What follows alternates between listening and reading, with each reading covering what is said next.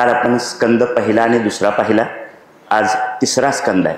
आणि काल दुसऱ्या स्कंदाच्या समारोपामध्ये एक विचार बघितला की शेवटच्या वेळी भागवत पुराणाची 10 लक्षणं सांगितली आणि ही 10 लक्षणं तिसऱ्या स्कंदापासून सुरू होतात. त्यातलं तिसऱ्या स्कंदाचं एक लक्षण आहे सर्ग.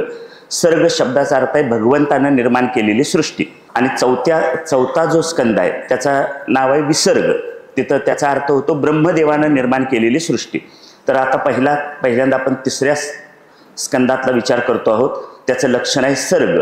सर्ग म्हणजे भगवंतानं केलेली सृष्टी. आता ही जी सृष्टी आहे भगवंतानं केलेली ही दिसत नाही पण आपल्या आत आहे. आता ती आत कशी आहे तर गुणांच्या रूपात आहे. कोणत्या रूपात आहे? गुणांच्या. कारण त्याच्यात ह्याचा मुख्य उद्देशच असा आहे की भगवंताच्या इच्छेनं सर्व काही चालतं, हे या सर्गाचं मुख्य सूत्र सांगितलंय. आणि या तिसऱ्या स्कंदामध्ये एकूण 31 अध्याय आहेत. या 31 अध्यायामध्ये 2 भाग पडतात. त्यातले पहिले 19 अध्याय आहेत हे असुर सर्गाचं वर्णन करणारे आहेत आणि त्या पुढचे 4था अध्याय हे दैवी सर्गाचं वर्णन करणारे. म्हणजे 2 भाग झाले, एक असुर सर्ग आणि दुसरा दैवी सर्ग. त्याला दुसरी नावाने आहेत. म्हणजे सर्ग शब्दाचा अर्थ सृष्टी, मग असुर सृष्टी आणि दैवी सृष्टी असे त्याची 2 नावं. आता हे जे दोन्ही सर्ग आहेत किंवा ही सृष्टी आहे ही बाहेर बघायची नाही तर ती आपल्या आतमध्ये आहे. असुर सर्गाचं एक दुसरं नाव आहे बद्ध सर्ग आणि दैवी सर्गाचं नाव आहे मुक्त सर्ग. असुर सर्ग म्हणजे बद्ध सर्ग आणि दैवी सर्ग म्हणजे मुक्त सर्ग. आता त्याची व्याख्या ठरवूया आपण. असुर सर्ग कशाला म्हणायचं? जर आपल्याला प्रपंच करणं आवडत असेल, प्रपंच करत असताना इंद्रियांची आपल्या तृप्ती करावी, 5 ज्ञानेंद्रिय 5 कर्मेंद्रिय मिळालेत, या इंद्रियांची तृप्ती व्हावी आणि प्रपंच नीटनेटका करावा असंच जर आपल्याला वाटत असेल तर आपण असुर सर्गात आहोत. आपल्याला परमात्मा आवडत असेल आणि परमात्म्याची भक्ती करावी, असा परमात्म्याची प्राप्ती आपल्याला झाली पाहिजे असं जर आपलं ध्येय ठरलं असेल तर आपण कुठल्या सर्गात आहे? दैवी सर्गात आहे. म्हणजे आता आपण आपलाच विचार करायचा आपण कुठल्या सर्गात आहोत. जर प्रपंच आवडत असेल आणि प्रपंच करण्याला जर आपण प्राधान्य देत असू तर आपण असुर सर्गात आहोत. आणि भगवंताच्या दिशेनं परमार्थाच्या मार्गाने आपण जर चालत असू तर आपण कुठल्या सर्गात आहोत? दैवी सर्गामध्ये आहोत. भगवद्गीतेचा जो एक 16वा अध्याय आहे त्याच्यामध्ये 2 गुणांचे प्रकार सांगितलेत. दैवासुर संपत्ती, ह्याच्यात म्हणजे असुरी गुणसंपदा एक सांगितली आणि दैवी गुणसंपदा सांगितली. दैवी गुणसंपदा सांगणारा भगवद्गीतेच्या 16व्या अध्यायातला पहिला श्लोक आहे. अभयम सत्व संशुद्धी ज्ञान योग व्यवस्थिती दानम दमश्च यज्ञश्च स्वाध्यायस्तप आर्जवम. अभय म्हणजे निर्भयता असणं, अंतकरणाची शुद्धी, ज्ञान, कर्म, निष्ठा, भगवंताचं पूजन, स्वधर्माचं पालन, तप, मनाचा सरळपणा, निर्वैरपणा, सत्याचं आचरण हे दैवी गुण आहेत. हे गुण कुठले आहेत? दैवी गुण आहेत. आणि असुरी गुण सांगितलेत.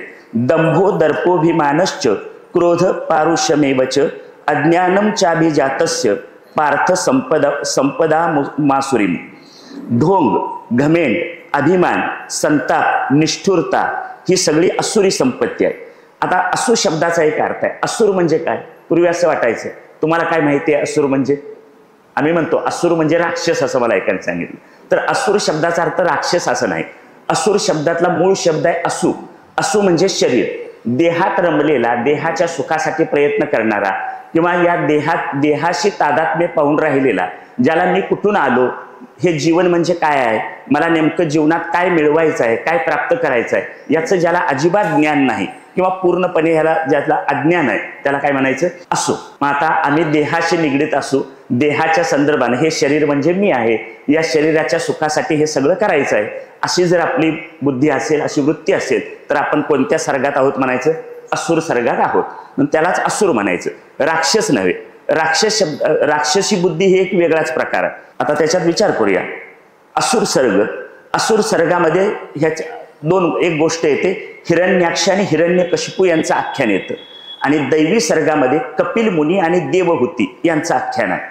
आता यात पहिलं जे कथानक आहे म्हणजे त्याला आख्यान असं म्हटलंय, त्या आख्यानामध्ये एका मूळ आख्यानामध्ये आणखी काही उपआख्यानं सुद्धा येतात. तर त्या असुर सर्गामध्ये हिरण्याक्ष आणि हिरण्यकशिपू यांचं आख्यान आलंय आणि दैवी सर्गामध्ये कपिल मुनी आणि देवहूती यांचं आख्यान आलंय. पहिलं असुर सर्गातलं आख्यान आहे ते कर्म प्रधान आहे आणि दैवी सर्गातलं आख्यान आहे ते ज्ञान प्रधान आहे. म्हणजे असुर सर्ग म्हणजे कर्माचा आणि दैवी सर्ग म्हणजे ज्ञानाचा. आता ह्याच्यात सुद्धा दोन भाग पडतात. असुर सर्गामध्ये दिती नावाची एक स्त्री आहे. ही दिती कश्यपांना त्रास देते, म्हणजे थोडक्यात पत्नी आपल्या पतीला त्रास देते याबद्दलचं कथानक आहे. आणि दुसरं देवहूती ही कर्दमांची सेवा करते, म्हणजे पत्नी पतीच्या कार्यात मदत करते, तिच्याबद्दलचं कथानक आहे. आता दिती आणि कश्यप ही पहिली जोडी आहे. त्याच्यामध्ये कश्यप शब्दाचा अर्थ आहे पश्यक. पश्यक म्हणजे पुढचं भविष्य जाणणारा. पुढचं भविष्य जाणणारा म्हणजे या कथेमध्ये प्रत्येक गोष्टीची काही वेळ ठरलेली असते. कोणत्या वेळी कोणती गोष्ट करावी हे ठरलेलं आहे. तुम्हाला मला सुद्धा सगळ्या गोष्टी माहिती. रात्री 12 वाजता ही नदीत आंघोळ करायची वेळ आहे काय? बरोबर. रात्री 12 वाजता ही आंघोळ करायची वेळ नाही. किंवा जेवायचं रात्री 12 वाजता ही जेवायची वेळ आहे काय? आपण अडीअडचणीनं ह्या गोष्टी कधी करत असू तर भाग वेगळा, पण नित्य नियम पाळायचा असता तर 12 वाजता नदीत आंघोळ करणं ही त्याची वेळ नाही, किंवा 11-12 वाजता रात्री जेवणं ही त्याची वेळ नाही. म्हणजे प्रत्येक गोष्टीची वेळ आहे. जेवणाची वेळ ठरलेली आहे, झोपण्याची वेळ ठरलेली आहे, आंघोळीची वेळ ठरलेली आहे. योग्य वेळी योग्य कर्म करावं हा या स्कंदाचा सांगण्याचा मुख्य हेतू आहे. आपण सर्गामधल्या या गोष्टी ऐकण्याच्या अगोदर त्या कथांच्या पाठीमागे काय तात्पर्य आहे किंवा त्यातून आपल्याला कोणती जीवन मूल्य दिली त्याचा विचार करणार आहोत. आम्हाला काय शिकवलं त्याच्यातून. आता हिरण्यकश्यप आणि प्रल्हाद यांची गोष्ट तुम्हाला माहिती आहे, ध्रुव बाळाची गोष्ट माहिती आहे, बऱ्याचशा गोष्टी आपल्याला ठाऊक आहेत. पण त्या गोष्टीतून आम्हाला काय शिकवलंय हे आपल्याला काय करायचं आहे, पहिल्यांदा बघायचं आहे आणि त्यानंतर त्या गोष्टीकडे जायचं. आता इथं आपला विचार चालला होता की प्रत्येक गोष्टीची एक वेळ ठरलेली आहे, म्हणजे खाण्यापिण्याची, झोपण्याची, आंघोळीची वेळ ठरलेली आहे. तसं स्त्री गर्भाधान म्हणजे गर्भधारणा होणं याची सुद्धा एक वेळ ठरलेली असते. तो एक संस्कार आहे. या संदर्भातली ही कथा आहे म्हणून हा उल्लेख केला मी. तर काय खावं, काय प्यावं, काय ऐकावं याचे काही नियम आहेत आणि त्या नियमांचं आपण काय केलं पाहिजे, पालन केलं पाहिजे. उदाहरणार्थ समजा आईला जर धाब्यावर जेवायचे डोहाळे लागले तर मुलानं काय करायला पाहिजे. आईलाच वाटलं की आपण धाब्यावर जेवायला जावं तर मुलानं काय करावं, मुलाकडून आपण त्यानं नियमित घरीच जेवावं अशी अपेक्षा करू काय, नाही करता येणार. म्हणजे आपल्या जीवनाला आपल्या काहीतरी नियम असले पाहिजे, त्या नियमांचं आपण पालन केलं पाहिजे. आणि हे पालन करत असताना आहार, विहार, उच्चार या गोष्टी अतिशय महत्वाच्या आहेत. आहार, काय खावं, काय खाऊ नये. मी एकदा एक तरुण मुलाला बघितलं, तुम्ही कदाचित असं पाहिलंही नसेल. असं कधी होतं काय, त्यानं चहा घेतला होता आणि चहा घेतल्यानंतर कुणीतरी मित्रांना आईस्क्रीम दिल्याबरोबर त्यानं चोकोबार आईस्क्रीम घेतलं आणि चहात बुडवून खाल्लं. आईस्क्रीम चहात बुडवून खाणं ही काही खाण्याची योग्य पद्धत आहे का? आपला आहार काय खावं म्हणून आपल्या संप्रदायाची आज्ञा आहे. खाऊ नये ते खाऊ नये, पिऊ नये ते पिऊ नये. हे संप्रदाय काय सांगतो तर शुद्ध सात्विक आहार केल्याचा परिणाम म्हणून बुद्धिसत्व गुणी होते. बुद्धिसत्व गुणी झाले की ज्ञानेश्वरीत गाथेत काय सांगितलंय, प्रवचन कीर्तनामध्ये काय सांगितलं जातं हे आपल्याला समजायला मदत होते. बुद्धीत सत्वगुण वाढतो, बुद्धी सूक्ष्म होते आणि हा पारमार्थिक अभ्यास करणं सोपं जातं. म्हणून आपला संप्रदाय या सगळ्या गोष्टींची बंधनं आपल्याला सांगतो ती एवढ्यासाठी आहे. नंतर विहार म्हणजे कुठं जावं, कुठं बसावं. देऊळ हे बसण्याचं उत्तम ठिकाण आहे. सत्संगात जावं, श्री गुरूंच्या जवळ जावं, भगवंताचं दर्शन घ्यावं. चुकीच्या ठिकाणी गेलो आपण, जिथं चुकीची कामं चालतात अशा ठिकाणी गेलो तर त्या थोड्याशा कुसंगतीत गेल्याचा परिणाम काय होतो, आपल्यातले सगळे दुर्गुण बाहेर येतात. म्हणजे चांगल्या संगतीत गेलो तर आपल्यातले सद्गुण आहेत ते वाढीला लागतात आणि चुकीच्या संगतीत, कुसंगतीमध्ये आपण गेलो तर काय होतात, आपल्यातले दुर्गुण सुद्धा काय होतात, वाढतात.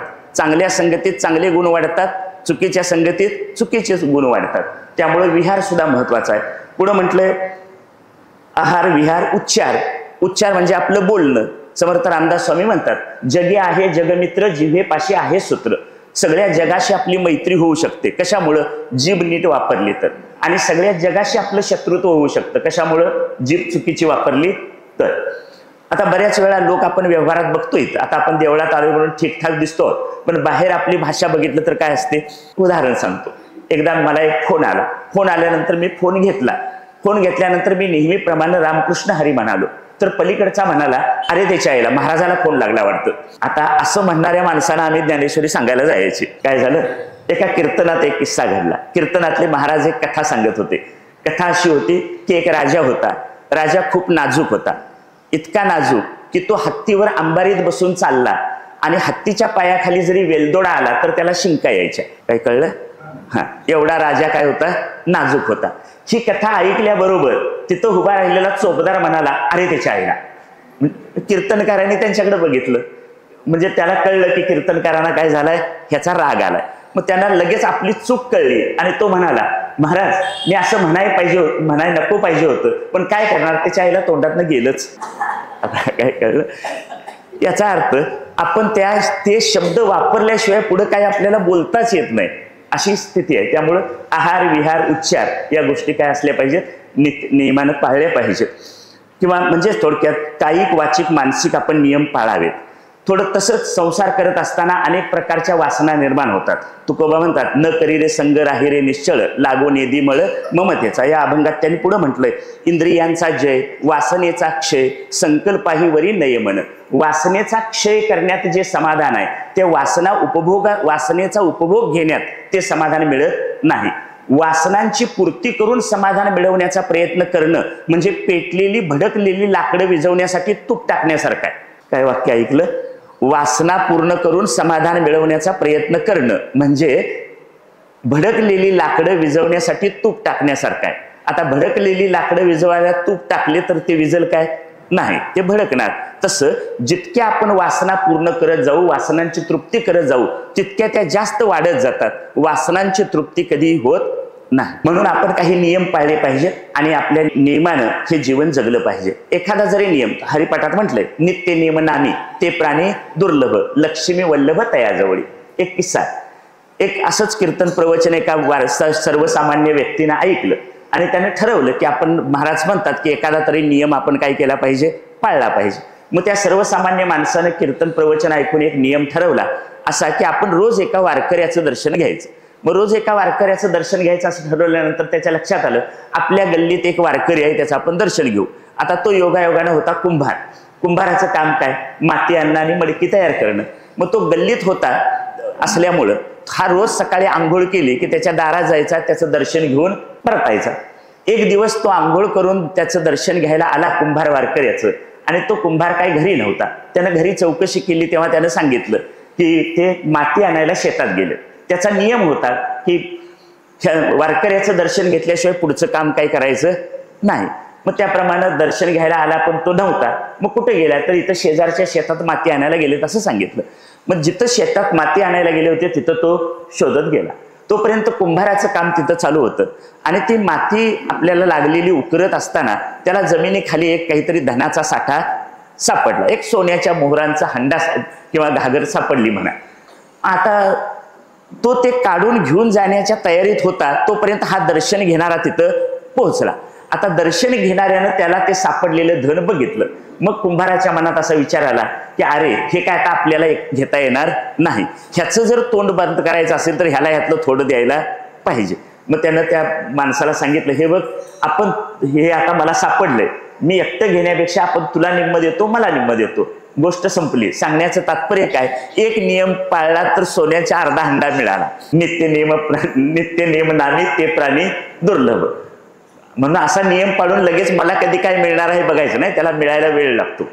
याचा अर्थ काय करावा, सांगण्याचं तात्पर्य असं की आपण एखादा नियम काय केला पाहिजे, पाळला पाहिजे. आता या तिसऱ्या सर्गात एक सुरुवातीला कथा येते. ती कथा अशी आहे की नारायण भगवान नारायणांच्याकडून ब्रह्मदेवानी शक्ती प्राप्त करून घेतली आणि त्यांनी सृष्टी निर्मितीची करायला सुरुवात केली.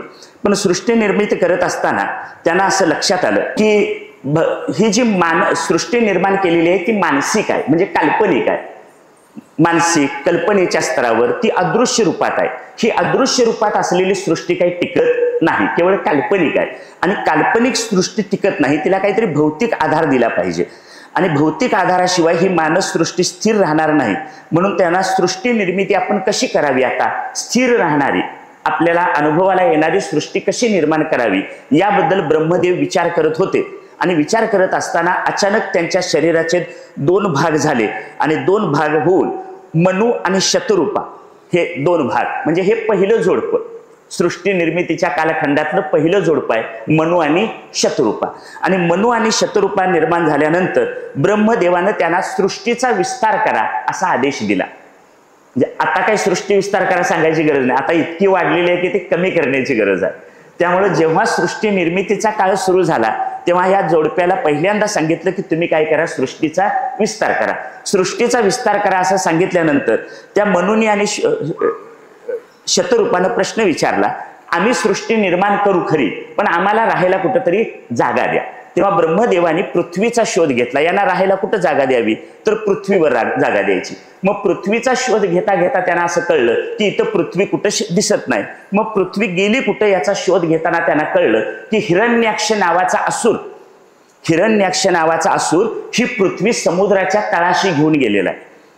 असुरानं पृथ्वी समुद्राच्या तळाशी नेली. मग आता काय करायचं, आता ह्यांना राहायला जागा कुठं द्यायची असा विचार ब्रह्मदेव करत असताना त्यांच्या नागपुडीतून एक वराह निघाला. नागपुडीतून कोण आलं, वराह. वराह म्हणजे काय, डुक्कर, बरोबर. वराह निघाला आणि हा वराह निघाल्यानंतर तो जो नागपुडीतून आलेला वराह अगदी छोटा होता, पण बघता बघता तो काय झाला, मोठा झाला, हत्ती एवढा मोठा झाला. आणि मग त्यानं त्या हत्ती एवढ्या मोठ्या झालेल्या वराहानं समुद्रात प्रवेश केला आणि समुद्रात तळाला गेलेली पृथ्वी वर आणण्याचा त्यांनी प्रयत्न केला.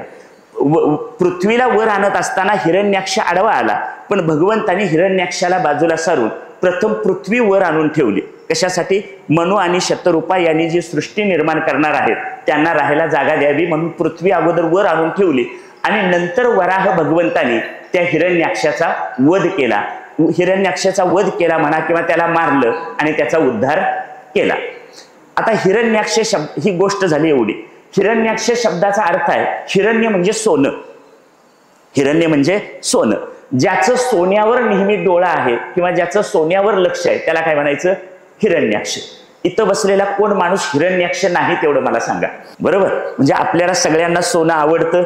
आपल्या घरात जेवढं सोनं असेल तेवढी सुरक्षितता वाटते, ते असलं पाहिजे. यासाठी समर्थ रामदास स्वामींनी कधीतरी सांगितलं होतं दासबोधामध्ये, प्रपंच पाहिजे सुवर्ण. आता प्रपंचात सोनं पाहिजे, याऐवजी सोन्यासाठी प्रपंच करण्याचे दिवस आलेत. त्यासाठी मिळवती पत्नी असावी असाही आग्रह वाढू लागला, कारण त्याशिवाय डबल जास्त सोनं घेता येणार नाही. म्हणजे सोन्यासाठी प्रपंच करण्याचे दिवस वाढलेत. त्यामुळं हिरण्याक्ष त्या काळात होऊन गेला आणि आता तो काय नाही असं समजायची गरज नाही. इथं बसलेले आपण सगळेजण कोण आहोत, हिरण्याक्षच आहोत. आता या हिरण्याक्षाचा उद्धार करण्यासाठी वराह अवतार घेतला. या वराहाने जेव्हा त्या हिरण्याक्षाचा वध केला तेव्हा भगवंताची सगळ्या देवतांनी आणि ऋषीमुनींनी स्तुती करायला सुरुवात केली. आता वराहाचा जन्म हा नाकाद्वारे झाला. नाकाचं काम काय, गंध घेणे, वास घेणे, बरोबर. नाकाचं काम आहे गंध, वास घेणं. आणि पृथ्वीचा गुण आहे गंध. पंचमहाभूत पृथ्वी, आप, तेज, वायू आणि आकाश. त्या पृथ्वीचा हे गुण आहे गंध. त्या गंधाचं ग्रहण म्हणजे वासाचं ग्रहण कशाद्वारे होतं, नाकाद्वारे. त्यामुळं वराह म्हणजे डुक्कर हा काय करतो, पृथ्वीवर प्रेम करतो. पृथ्वीवर प्रेम करतो याचा अर्थ कधी त्याला बघितले असेल, ते खाली मान घालून काय करत असतो, सतत पृथ्वीला हुंगत जातो, म्हणजे वास घेत जातो. आणि आजूबाजूला जे काही गटारीतून किंवा इतरत्र पृथ्वीवर घाण पडली असेल ती घाण चिवडून खाऊन टाकण्याचं काम करतो. म्हणून पृथ्वीचा जो घाणेरडा आणि टाकाऊ भाग आहे त्याला तो आपलं भक्ष्य बनवतो. भगवान वराह रूपात प्रगट झाले आणि त्यांनी पृथ्वीचा उद्धार केला. पृथ्वीच्या उद्धारासाठी हेच रूप योग्य होतं म्हणून त्यांनी काय केला, वराह अवतार घेतला. आता म्हणा सगळ्यांनी, वराह भगवान की जय म्हणा सगळं. असं जरा मध्ये मध्ये अवतार होईल तेव्हा भगवंताचा काय करायचा, जय जयकार करायचा, अशी ही भागवताची परंपरा. आता पुढची कथा आहे. मगाशी मी जे एक सांगितलं, हिरण्याक्ष आणि हिरण्यकशिपू यांचं आख्यान आलं, तर त्यांचे हिरण्याक्ष आणि हिरण्यकशिपू यांचा जन्म कसा झाला त्याबद्दलचं कथानक आहे. काय, कश्यप नावाचे एक ऋषी आहेत. या कश्यप ऋषींच्या बरोबर दिती आणि आदिती या दक्षाच्या 2 कन्यांचा विवाह झाला. दोघींचा विवाह कुणाबरोबर झाला, कश्यप ऋषींच्या बरोबर झाला. हे दिती आणि आदिती ही दोन्ही नावं लक्षात ठेवा, कारण ते शेवटपर्यंत पुन्हा पुन्हा काय होणार आहेत, येणार आहेत. आता कश्यप ऋषींचा दिती आणि आदिती बरोबर विवाह झाला आणि त्यांना संपूर्ण त्यानंतर काय झालं, सृष्टी निर्मितीची प्रक्रिया सुरू झाली. आता मगाशी मी एक म्हटलं होतं की योग्य वेळी योग्य काम केलं पाहिजे. तर एकदा सायंकाळच्या वेळी घटना अशी घडली. एकदा सायंकाळच्या वेळी कश्यप ऋषी संध्यावंदन करत होते, म्हणजे सूर्य मावळण्याचा वेळ होता. अशा वेळी ते संध्या करण्याचं काम करत होते आणि त्यांची जी पत्नी आहे त्या पत्नीच्या मनात म्हणजे दितीच्या मनात कामवासना निर्माण झाली आणि ही कामवासना निर्माण झाल्यानंतर तिनं आपल्या कश्यप ऋषींना विनंती केली की तुम्ही ही माझी इच्छा काय करा, पूर्ण करा. तेव्हा कश्यप ऋषी तिला म्हणाले की हे बघ, आता संध्याकाळची वेळ आहे, यावेळी रुद्रादी देवता रुष्ट होतात, त्यामुळं आता जर आपण ही इच्छा तुझी मी पूर्ण केली तर अधर्म होईल, त्यामुळं हा हट्ट तू काय कर, सोड. पण कश्यप ऋषीने तिला परोपरीनं समजावून सांगण्याचा प्रयत्न केला, पण ती काय ऐकायला तयार झाली नाही. तिनं फारच आग्रह धरला. तेव्हा कश्यप ऋषींनी भगवंतांना नमस्कार केला. ते तिथून बाजूला झाले आणि त्यांनी दितीची इच्छा पूर्ण केली. दितीची इच्छा पूर्ण केल्यानंतर ही इच्छा पूर्ण झाल्यावर मात्र दितीला पश्चाताप झाला. आपण चूक केली असं वाटलं आणि त्या पश्चातापानं तिनं कश्यपांच्याकडे क्षमा याचना करायला सुरुवात केली. पण कश्यप म्हणाले, तुला मी परोपरीनं समजावून सांगत होतो, पण ती ही गोष्ट तू काय केली नाहीस, ऐकली नाहीस, त्यामुळं आता काही तुझा गर्भपात होणार नाही. तर काय होईल, याच्यातून आपल्या आलेल्या या संबंधातून आता तुझ्या पोटी 2 असुर जन्माला येतील आणि हे 2 जन्माला आलेले दोन्ही असुर सगळ्या प्रजेतल्या लोकांना त्रासदायक ठरतील. ती इतका लोकांना त्रास देतील की साक्षात भगवंताला अवतार घ्यावा लागेल यांना मारण्यासाठी. आता खरं तर आपली चूक झालेली हे माहीत असताना सुद्धा दितीला एका गोष्टीचा आनंद झाला की आपल्या असुर पुत्रांना मारायला कोण येणार आहे, भगवंत येणार आहे, याचा आनंद झाला तिला. आणि दुसरी एक आनंद वाटण्यासारखी दुसरी गोष्ट अशी होती की भगवंतानी त्या कश्यप ऋषींनी सांगितलं 2 असुर जन्माला येतील, पण त्यापैकी एका असुराच्या पोटी महाभागवत भक्त जन्माला येईल. एक भाग्यवान म्हणजे जो भगवंताची भक्ती करणारा, भगवंत ज्याला भगवंत प्रिय आहेत असा भगवत भक्त एका असुराच्या पोटी जन्माला येईल. त्याचं उत्तर आहे हिरण्यकशिपूच्या पोटी जन्माला आलेले प्रल्हाद. ही त्यांची कथा पुढे 7व्या स्कंदामध्ये येणार आहे. आता फक्त हिरण्याक्षाची कथा आहे. आता कथा काय समजली, लक्षात आली? काय होईल, असुर मुलं जन्माला येतील, तुझ्या एका मुलाचा मुलगा मात्र महाभागवत होईल, तो सद्गुणांची खाण असेल. दिती प्रसन्न झाली. ह्या गोष्टीचा सुद्धा तिला काय झाला, आनंद झाला. का आनंद झाला, तर कुळामध्ये एखादा जरी भक्त पुत्र जन्माला आला, महाभागवत पुत्र जन्माला आला, तर तो आपल्या कुळाचा उद्धार करून टाकील. आपल्या कुळाचा उद्धार होण्याची सोय झाली, याचा दितीला काय झाला, आनंद झाला. म्हणून हिरण्याक्ष आणि हिरण्यकशिपू हे दोघे दितीचे असुर पुत्र. पण त्यांच्या हे जे हिरण्याक्ष आणि हिरण्यकशिपू यांचा जो जन्म झाला त्याच्या अगोदर आता पुढं त्यांच्या एक पूर्वजन्माची एक कथा आलेली आहे. पूर्वजन्माची कथा कशी आहे, त्याचं नाव आहे जय विजय यांची कथा. जय आणि विजय, भगवान नारायण आणि लक्ष्मी माता वैकुंठात राहतात आणि त्यांचे द्वारपाल म्हणून कोण होते, जय आणि विजय. जय आणि विजय हे द्वारपाल होते.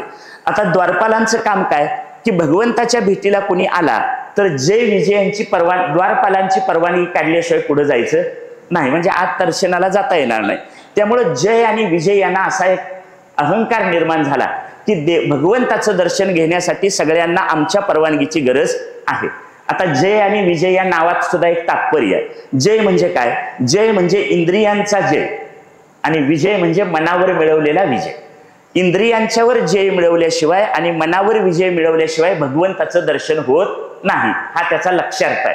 पण आता कथा काय सांगते की जय आणि विजय हे भगवंताचे द्वारपाल होते आणि त्या द्वारपालांची परवानगी काढल्याशिवाय आत जाता येत नव्हतं आणि त्यामुळे त्यांना अहंकार झाला की आमच्या परवानगीशिवाय कुणीही भगवंताकडे जाऊ शकत नाही, असा त्यांना अहंकार झाला. आणि एक दिवस बाहेर गेलेल्या लक्ष्मी माता आत जायला आल्या तेव्हा जय विजयने त्यांना अडवलं. आता कुणाला अडवलं, साक्षात भगवान नारायणांच्या पत्नीला म्हणजे लक्ष्मीला अडवलं. लक्ष्मीला खूप राग आला ह्याचा आणि लक्ष्मीला राग आल्यानंतर लक्ष्मीने तक्रार केली नारायणांच्याकडे की मी आत या महालात येत असताना जय विजय यांनी द्वारावर मला काय केलं, अडवलं. अशी तक्रार केल्यानंतर तिनं स्वतःच लक्ष्मीने सांगितलं की तुम्ही यांना तात्काळ या कामावरनं काढून टाका. तेव्हा नारायण म्हणतात, समाजात माझी अशी अप्रतिष्ठा होईल आता जशी आपली असते की हा आता लग्नाच्या अगोदर चांगला होता, लग्न झाल्यानंतर आता कुणाचं ऐकतो, सगळं माहिती आहे तुम्हाला, लक्षात आलं. हा आता कुणाचं ऐकतो, बायकोचं ऐकतो आणि सगळं करतो. तेव्हा तुझं ऐकून मी जर त्या जय विजयला तिथून काढून टाकलं तर लोकात माझी अशी वाच्यता होईल. ह्याने सुद्धा आपल्या बायकोचं ऐकून काय केलं, या द्वारपालांना कामावरनं कमी केलं. तेव्हा नारायण असं म्हणाले की हे बघ, जेव्हा हे जय विजय एखाद्या साधू संतांचा अपमान करतील त्यावेळी आपण ती संधी साधून यांना काय करूया, कामावरून काढून टाकूया. यानंतर घटना अशी घडली की कधी एकदा हे साधू संतांचा अपमान करतात याची वाट बघत लक्ष्मी देवी वाट पाहत राहिल्या. आणि एकदा ती घटना अशी घडली, एकदा सनत कुमार म्हणजे 4 नावं काल मी सांगितली होती. सनत कुमार चौघांना म्हणतात. सनत, सनंदन, सनत आणि सनातन हे सनत कुमार आहेत. यांना वैकुंठात जाण्याची इच्छा झाली. वैकुंठात जाण्याची इच्छा झाल्यावर ते जेव्हा दारावर आले भगवंताकडे जाण्यासाठी, तेव्हा या जय विजय या द्वारपालाने त्यांना काय केलं, अडवलं. अडवल्यानंतर सनत कुमारांना राग आला आणि त्यांनी जय विजयांना शाप दिला की तुम्ही वैकुंठात राहण्याचे लायकीचे नाही, तुम्ही पुढच्या 3 जन्मात असुर व्हाल, पुढच्या 3 जन्मात असुर व्हाल. हा कुणाला शाप दिला, सनत कुमारांनी जय विजय यांना शाप दिला. हा शाप दिल्यानंतर हा सनत कुमारांचा शाप ऐकून जय विजय घाबरले आणि सगळा गडबड गोंधळ सुरू झाला. बाहेर काय गडबड गोंधळ चाललाय हे ऐकून भगवंत सुद्धा बाहेर आले. भगवंत बाहेर आले तेव्हा जय विजय घाबरलेले होते. तसं सनत कुमारांना सुद्धा वाईट वाटलं की आपण इतक्या तातडीनं त्यांना असा शाप द्यायला नको होता. पण भगवान नारायणाने जय विजयांची समजूत काढली की तुम्ही जे केलं ते योग्यच केलं. त्यांना शाप दिला, माझ्या सेवकांना शाप दिला हे बरं झालं, पण त्यांच्या चुकीच्या वर्तणुकीबद्दल तुम्ही त्यांना शाप दिला ही गोष्ट खरी, पण फक्त सेवकालाच दंड का, ते ज्याचे सेवक आहेत त्या स्वामीला सुद्धा दंड झाला पाहिजे. म्हणून पुढच्या 3 जन्मात हे असुर म्हणून जन्माला येतील आणि मी यांचा उद्धार करण्यासाठी मी पुढचे 4 जन्म घेईन. म्हणून जय विजयांचा पहिला असुर जन्म हिरण्याक्ष आणि हिरण्यकशिपू. त्या हिरण्याक्षाचा उद्धार भगवंतांनी वराह अवतार घेऊन केला. हिरण्यकशिपू हा पहिला अवतार झाला. हिरण्यकशिपूचा उद्धार पुढे 7व्या स्कंदात येणार आहे नृसिंह अवतारामध्ये. नृसिंह अवतार भगवंतांनी घेतला आणि त्याचा उद्धार केला. त्यानंतर हे दोघं जण म्हणजे जय विजय हेच कोण झाले, हिरण्याक्ष आणि हिरण्यकशिपू झाले. ते नंतर राम अवतारात रावण आणि कुंभकर्ण बनले आणि त्यावेळी राम अवतार घेऊन भगवंतांनी त्याचा काय केला, उद्धार केला. आणि त्यानंतर पुढे ते शिशुपाल आणि दंतवक्र झाले आणि भगवान श्रीकृष्णाने त्यांचा वध करून त्यांचा उद्धार केला. म्हणजे भगवंत 4 वेळा आले आणि ते किती वेळा आले, 3 वेळा आले. ही या पाठीमागची जय विजय यांची हिरण्याक्ष आणि हिरण्यकशिपू यांच्या पाठीमागची पूर्वजन्माची ही कथा आहे. आता दुसरी कथा सुरू होते, भगवंताचा ज्ञानावतार. हा ज्ञानावतार काय आहे, कपिल मुनी. कपिल मुनी म्हणजे स्वयंभुव मनु आणि शतरूपा.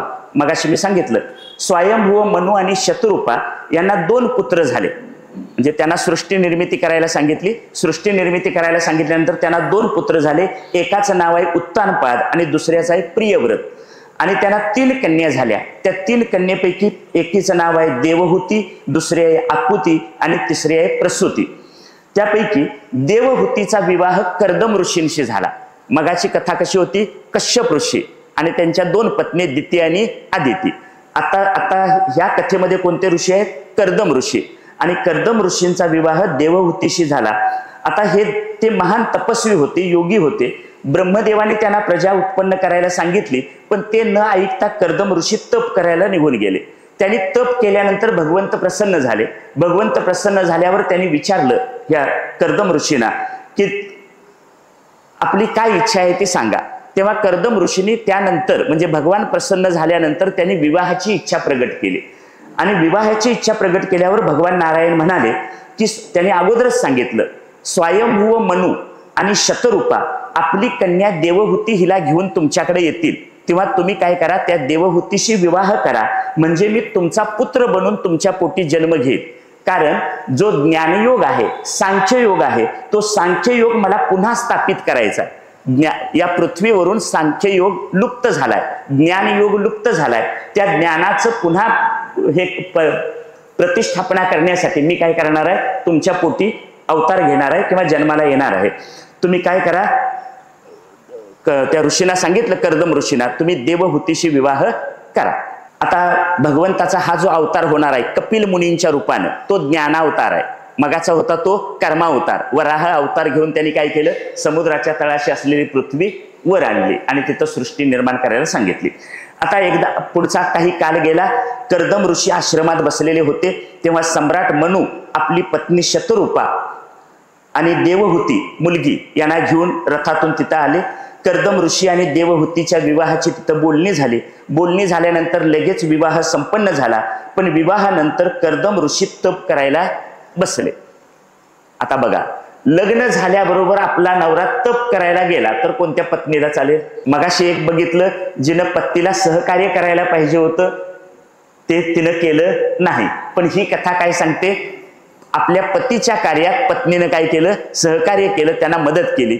देवहूतीनं कोणत्याही प्रकारची तक्रार केली नाही. कोणत्याही प्रकारची तक्रार न करता ती त्यांची सेवा करत राहिली. आणि सेवा केल्यानंतर खूप वेळ सेवा करण्यात गेला. कालांतरानं कर्दम ऋषी प्रसन्न झाले आणि त्यांनी आपल्या पत्नीला विचारलं की तुला काय पाहिजे ते माग. तेव्हा पत्नी म्हणाली, आता विवाह झालाय त्यामुळे ती म्हणाली की मला गृहस्थाश्रमाचं सुख मिळावं. तुमच्या सोप्या भाषेत मला संसाराचं सुख मिळावं अशी तिने इच्छा व्यक्त केल्यानंतर कर्दम ऋषी आणि देवहूती यांना क्रमानं 9 कन्या झाल्या. म्हणजे 9 मुली जन्माला आल्या. हे कुठलं सुख आहे? संसारातलं सुख. आता संसारातल्या सुखात 9 मुली जन्माला आल्या याचं खरं तात्पर्य आहे नवविधा भक्तींची निर्मिती झाली. 9 मुली म्हणजे काय? लगेच आता आम्हाला वाटलं, आता आपण 1-2चा काळ असताना 9 मुली म्हणजे भरपूर झाल्या, पण या 9 मुली म्हणजे त्याचं तात्पर्य काय आहे? नवविधा भक्ती. या 9 मुलींना तिनं काय केला? जन्म दिला. त्यानंतर त्या देवहूतीला जरा वैराग्य निर्माण झालं. म्हणजे आता हा संसार 9 मुली आहेत, या 9 मुली काय करतील? कालांतरानं लग्न होऊन आपापल्या घरी निघून जातील. पण तिला असा पश्चाताप झाला की एका ऋषी मुनीच्या सहवासात राहून, एका साधू पुरुषाच्या सहवासात राहून आपण प्रापंचिक सुखाची अपेक्षा केली, शरीराच्या मिळणाऱ्या सुखाची अपेक्षा केली, त्यापेक्षा यांच्या सत्संगात राहून आपण मोक्षाची इच्छा करायला हवी होती, भगवंताची भक्ती करायला पाहिजे होती. पण आपली चूकच झाली. म्हणून तिला काय निर्माण झालं? वैराग्य निर्माण झालं. आता ह्या 9 मुली गेल्यानंतर आपलं काय होणार, कसं होणार याची तिला चिंता वाटू लागली. ही चिंता वाटू लागल्यानंतर कर्दम ऋषी तिला म्हणाले की तू चिंता करू नकोस, मी तुला एक व्रत सांगतो, ते व्रत तू काय कर, त्यामुळे तुझ्या पोटी हे व्रत तू केलंस तर तुझ्या पोटी भगवंत अवतार घेतील. मग त्याप्रमाणे त्या कर्दम ऋषीने जसं सांगितलं त्याप्रमाणे देवहूतीनं त्या व्रताचं आचरण केलं आणि परमात्म्याचं तेज पहिल्यांदा कर्दम ऋषींच्या शरीरात प्रगट झालं आणि त्यानंतर ते तेज देवहूतीनं धारण केलं आणि भगवंतांचा दुसरा कपिल अवतार झाला. हा कपिल अवतार म्हणजे ज्ञान अवतार आहे. पहिला अवतार कुठला होता? वराह अवतार. आणि हा दुसरा अवतार झाला कपिल अवतार. कपिल अवतार म्हणजे कपिल हा 9 मुली आणि हा 10वा मुलगा. 9 मुली म्हणजे नवविधा भक्ती आणि 10वा मुलगा याचा ज्ञानावतार म्हणून त्याचं नाव काय? ज्ञान. आता कळलं? 9 आणि 1 किती झाले? 10. भक्ती आणि त्यानंतर क्रम कशाचा आहे? कर्म, उपासना आणि ज्ञान. कर्म, उपासना आणि ज्ञान त्याबद्दलचा सविस्तर विचार आपण काल बघितलेला आहे. ज्ञान हा कपिल मुनी झाले. आता पुढे काय होतं की कर्दम ऋषी हा मुलगा जन्माला आल्यानंतर कर्दम ऋषी संन्यास घेऊन जातात. भगवंतच त्यांना सांगतात आता तुम्ही संन्यास काय करा, संन्यास घ्या, संसारातून बाहेर पडा. एक गोष्ट लक्षात ठेवा, आपण इथून पुढे ज्या ज्या कथा बघणार आहोत त्या भागवतातल्या बऱ्याचशा कथांमध्ये 4 आश्रमांची मांडणी केलेली आहे आणि हे 4 आश्रमांचं पालन सगळ्यांनी केलंय. म्हणजे समजा 100 वर्षाचं आम्हाला आयुष्य असेल तर 100 वर्षापैकी पहिली 25 वर्ष ब्रह्मचर्य आश्रमाची, दुसरी 25 वर्ष गृहस्थ आश्रमाची, तिसरी 25 वर्ष वानप्रस्थ आश्रमाची आणि चौथी 25 वर्ष संन्यास आश्रमाची. म्हणजे 50 वर्षापर्यंत गृहस्थाश्रम झाला की 51व्या वर्षी कुठल्या आश्रमात जायला पाहिजे? वानप्रस्थ आश्रमात. वानप्रस्थ आश्रमात जाणे म्हणजे वनात जाऊन ईश्वराचं चिंतन करणे. आता वनच कुठं शिल्लक राहिलेले नाहीत त्यामुळे वनात जाण्याचा काही प्रश्न नाही. पण तरी सुद्धा वानप्रस्थाश्रम घेतल्याशिवाय आपण भगवंताचं चिंतन करू शकणार नाही. पुढचा एक संन्यास आश्रम आहे, तो काही मी घेणार नाही आणि आपल्यापैकी गोड घेण्याची शक्यता नाही, पण संन्यास राहू दे. पण त्यावेळी 100 वर्षाचं आयुष्य होतं म्हणून ही 4 वाटणी केली होती. आता आपण काही 100 गाठण्याची कुठल्याही प्रकारची शक्यता नाही. त्यामुळे पुढची 25 कमी करूया आणि एक संन्यास आश्रम सुद्धा कमी करूया. निदान आपण किती पाळायला पाहिजे? 3 तरी आश्रम करायला पाहिजे. त्यातलं 50 वर्ष झाली की आपण गृहस्थ आश्रमातून बाहेर पडायला पाहिजे. पण आता इथं काही कोण पडणार नाही. इतकी त्याची ओढ असते की आणखी आपण आपल्या स्तरावर ठरवून टाकूया की आणखी एक 10 वर्षाची मुदत वाढ देऊया त्याला. म्हणजे किती झाले? 60, निदान 60 नंतर तरी काय व्हायला पाहिजे, वानप्रस्थाश्रमात जायला पाहिजे. याचा अर्थ काय होतो की आपल्या घरातल्या नव्या तरुण पिढीकडे हे सगळं सोपवायचं आणि आपण बाहेर पडायचं. कर्दम ऋषीने हेच केलं. मुलगा झाल्यानंतर त्यांनी संन्यास घेऊन घरातून बाहेर पडले आणि संन्यास घेऊन बाहेर आल्यानंतर देवहूतीनं आपला मुलगा कपिल यांना म्हणाली की महाराज, आता बघा या कथेमध्ये कुणाचा संवाद आहे, आई आणि मुलाचा संवाद आहे, आई आणि मूल यांचा संवाद आहे. देवहूती आपला पुत्र कपिल यांना म्हणाले की महाराज, मी आजपर्यंत शरीर इंद्रिय यांच्याकडून बरंचसं सुख भोगत राहिले, पण मला आता त्याविषयी वैराग्य प्राप्त झालंय आणि मी आपल्याला शरण आलो आहे. ज्ञान अवतार आहेत कपिल मुनी आणि त्यामुळं आई म्हणते की मी तुम्हाला शरण आलोय, तुम्ही काय करा, मला ज्ञानाचा उपदेश द्या, मला परमार्थ म्हणजे काय ते समजावून सांगा आणि हे परमार्थ म्हणजे काय समजावून सांगा, माझं अज्ञान दूर करा. कपिल मुनी म्हणतात की मी तुला अध्यात्म योग सांगतो. मी तुला काय सांगतो, अध्यात्म योग काय आहे तो सांगतो, किंवा मी परमार्थ म्हणजे काय आहे ते सांगतो. आता परमार्थ सांगत असताना देवहूतीने काही प्रश्न विचारले आणि त्या प्रश्नांची तिने काय केले, कपिल मुनीने उत्तरं दिलेत. या त्यातला पहिला संदेश आहे, मन एव मनुष्यानाम कारणम बंध मोक्ष योहो. याचा अर्थ आपल्याला बंधनात टाकायला आणि आपल्याला मुक्त करायला एक मनच कारणीभूत आहे. आपण कुणामुळे बंधनात आहोत, मनामुळं, आणि आपण मुक्त कशामुळे होणार आहोत, मनामुळं. म्हणजे मनच आपल्याला ह्या दोन्हीमध्ये काय करतं, अडकवतं. आता हे मन मन म्हणजे तरी काय, ज्ञानेश्वर महाराजांचे एक ओवी आहे, वाया मन हे नाव एरवी कल्पनाची सावेव जयाचेनी संगे जीवदशा वस्तू. मन ही एक कल्पना आहे, वाया मन हे नाव एरवी कल्पनाची सावेव, मन ही एक कल्पना आहे, जयाचेनी संगे जीवदशा वस्तू. या मनाच्या संगतीमुळं आत्मतत्वालाच जीवदशा काय झाली, प्राप्त झाली. मनाच्या संगतीमुळे जीवदशा प्राप्त झाली. म्हणजे मनामुळेच आम्ही कशात सापडलो, बंधनात सापडलो. मनामुळे बंधनात सापडलो. मग मुक्त व्हायचं असेल तर काय करायला पाहिजे, या मनाच्या काल्पनिक मनाच्या तावडीतून आपण सुटलं पाहिजे. मनाचं काम काय, संकल्प विकल्प करणं हे मनाचं काम आहे. मन संकल्प करतं आणि त्या संकल्पामुळे आपण बंधनात पडतो. मग आता कल्पनेतनं मुक्त व्हायला काय करायला पाहिजे, फक्त जी कल्पना आहे ती काल्पनिक आहे हे आपल्याला एवढंच कळायला पाहिजे. मन एव मनुष्यानाम कारणम बंध मोक्षयो. मनामुळेच आम्ही बंधनात पडतो, मनानं केलेल्या कल्पनेमुळे आम्ही बंधनात आहोत आणि मनाच्या कल्पनेनंच आपली त्यातनं काय होते, सुटका होते. एक किस्सा सांगतो. डॉक्टर काकांनी बऱ्याच वेळा तुम्हाला इथं सांगितलं असेल. कथा अशी आहे, एक 100 गाढवांचा कळप होता. 100 गाढवांचा कळप सांभाळणारे 4 तरुण मुलं आणि त्यांचे वयोवृद्ध वडील होते. आता 100 गाढव हा खूप जुन्या काळातली गोष्ट आहे. ह्या 100 गाढवांचा उपयोग कशासाठी केला जायचा, बांधकामासाठी लागणारं साहित्य इकडून तिकडं ओढण्यासाठी गाढवांचा उपयोग केला जायचा, बांधकाम साहित्याची वाहतूक करण्यासाठी. आता जशी वाहतुकीची साधनं आहेत तशी ती साधनं त्या काळात नव्हती, म्हणून ओझं ओढण्यासाठी कुणाचा उपयोग करायचा, गाढवांचा. म्हणजे ही 100 गाढवं सांभाळत ही 4-5 माणसं एखादं काम करायची. मग पुलाचं बांधकाम आहे, एखाद्या कार्यालयाचं बांधकाम आहे, काही घर बांधायचं, असं ते काम करायचे. अशी एकदा घटना अशी घडली, एका ठिकाणचं काम संपलं आणि ते दुसऱ्या कामाच्या ठिकाणी निघाले. दुसऱ्या कामाच्या ठिकाणी पोहोचायला आता जशी संध्याकाळची वेळ झाली तशी वेळ झाली. ह्यावेळी पोहोचल्यानंतर त्या 4 तरुण मुलांच्या असं लक्षात आलं की गाढवांना बांधून ठेवायसाठी आपण ज्या दोऱ्या वापरतो त्या दोऱ्या पाठीमागच्या कामाच्या स्थळावर विसरल्या. ती 4 तरुण मुलं वडिलांच्याकडे गेली आणि वडिलांना म्हणाली, बाबा आता काय करायचं, गाढवांना बांधून ठेवायसाठी आपण ज्या दोऱ्या वापरतो त्या दोऱ्या आपल्या कामाच्या पाठीमागच्या कामाच्या जागी विसरल्या. वडील मुलांना म्हणाले, बाळांनो काही काळजी करू नका, मी तुम्हाला सांगतो तसं करा. तुमचा संबंध कोणाशी आहे, गाढवांशी आहे, मग काही काळजी करू नका.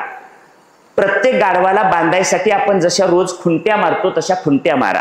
प्रत्येक गाढवाला एकेका खुंटीजवळ घेऊन जा, खाली बसा, त्याचा पाय जसा रोज खसकन त्या खुंटीजवळ ओढता तसा ओढा. तुमच्या हातात दोरी नाही पण दोरी आहे अशी कल्पना करा आणि नुसतं गाढवाला काय करा, बांधल्यासारखं करा. 4 तरुण मुलं हुशार होती, ती नाही असं नाही म्हणाली की बाबा तुला काही कळत नाही गप्प बस, असं काही म्हटली नाही. त्याने वडिलांच्या अनुभवावर विश्वास ठेवला आणि वडिलांनी जसं सांगितलं तसं केलं. त्या खुंट्या मारल्या, एकेका गाढवाला त्या खुंटीजवळ आणलं, खाली बसले. त्या प्रत्येक गाढवाचा पाय खुंटीजवळ जरासा रागानं ओढल्या आणि हातात दोरी नाही पण बांधल्यासारखं केलं.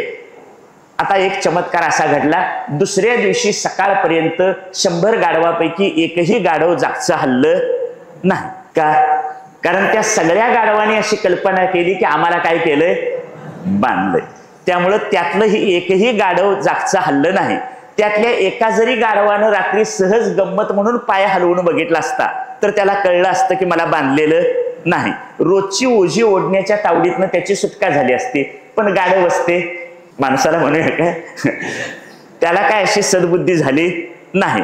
त्यामुळं त्या गाढवाने समजून टाकलं की आम्हाला काय केलंय, बांधून टाकलंय. तसा आमचा सुद्धा काय समज आहे, आपण पण कशात आहोत, बंधनात आहोत. तुकाराम महाराज म्हणतात, नाही देवापाशी मोक्षाचे गाठोडे निराळे आणून द्यावे हाती. देवाजवळ काय असं मोक्षाचं गठळ ठेवलेलं नाही, तुम्हाला आणून द्यावं असं. मुक्त होता परी बळे झाला बद्ध, घेऊन या छंद माझे माझे. मी आणि माझाचा छंद घेतल्यामुळं हे काल्पनिक बंधन आम्हाला पडलंय. या काल्पनिक बंधनातून सुटायचं असेल तर हे बंधन काल्पनिक आहे हेच कळलं पाहिजे. जेव्हा बंधन काल्पनिक आहे हे कळतं तेव्हा मोक्ष सुद्धा काल्पनिक होतो. जेव्हा बंधन सत्य वाटतं तेव्हा मोक्ष सुद्धा काय होतो, सत्य वाटतो. बंधन काल्पनिक आहे हे कळलं की मोक्ष सुद्धा ही एक काय आहे, कल्पना आहे. म्हणून इथं म्हटलंय मन एव मनुष्यानाम कारणम बंध मोक्ष योग. त्यानंतर दुसरं सांगतात, सत्संग हे साधन आहे. सत्संग हे काय आहे, साधन आहे. कुणाला म्हणायचं, संत. सत्संगात राहणं, सत्संगाचा फार मोठा महिमा आहे. त्यातल्या त्यात पहिल्यांदा संत कुणाला म्हणायचं हे ठरवावं लागेल. ज्यांच्याजवळ दैवी गुणसंपदा भरपूर आहे, दैवी गुणसंपत्तीनं युक्त आहेत. मग अशी मी श्लोक वाचला दैवी गुणसंपत्तीचा. दैवी गुणसंपत्ती ज्यांच्याजवळ जास्त आहे त्यांना काय म्हणायचं, संत. दुसरं, ज्यांच्याजवळ भक्ती, ज्ञान आणि वैराग्य आहे त्यांनाही म्हणतात संत. एखादा फक्त भक्ती करतो, भक्ती करणाऱ्याला काय म्हणायचं, भक्त. एखाद्याजवळ फक्त वैराग्य असतं त्याला काय म्हणायचं, विरक्त. एखाद्याजवळ फक्त ज्ञान असतं त्याला काय म्हणायचं, ज्ञानी. पण भक्ती, ज्ञान आणि वैराग्य हे तिन्ही ज्यांच्याजवळ आहे त्यांना म्हणायचं संत. ज्यांच्याजवळ भक्ती, ज्ञान आणि वैराग्य या तिन्ही गोष्टी आहेत त्यांना काय म्हणतात, संत. किंवा ज्यांना ब्रह्मज्ञान झालेलं आहे त्यांना काय म्हणतात, संत. ज्यांना ईश्वराचा साक्षात्कार झालाय त्यांना काय म्हणायचं, संत. आता संतांचं वैशिष्ट्य काय, तर संतांच्या जवळ विवेक असतो.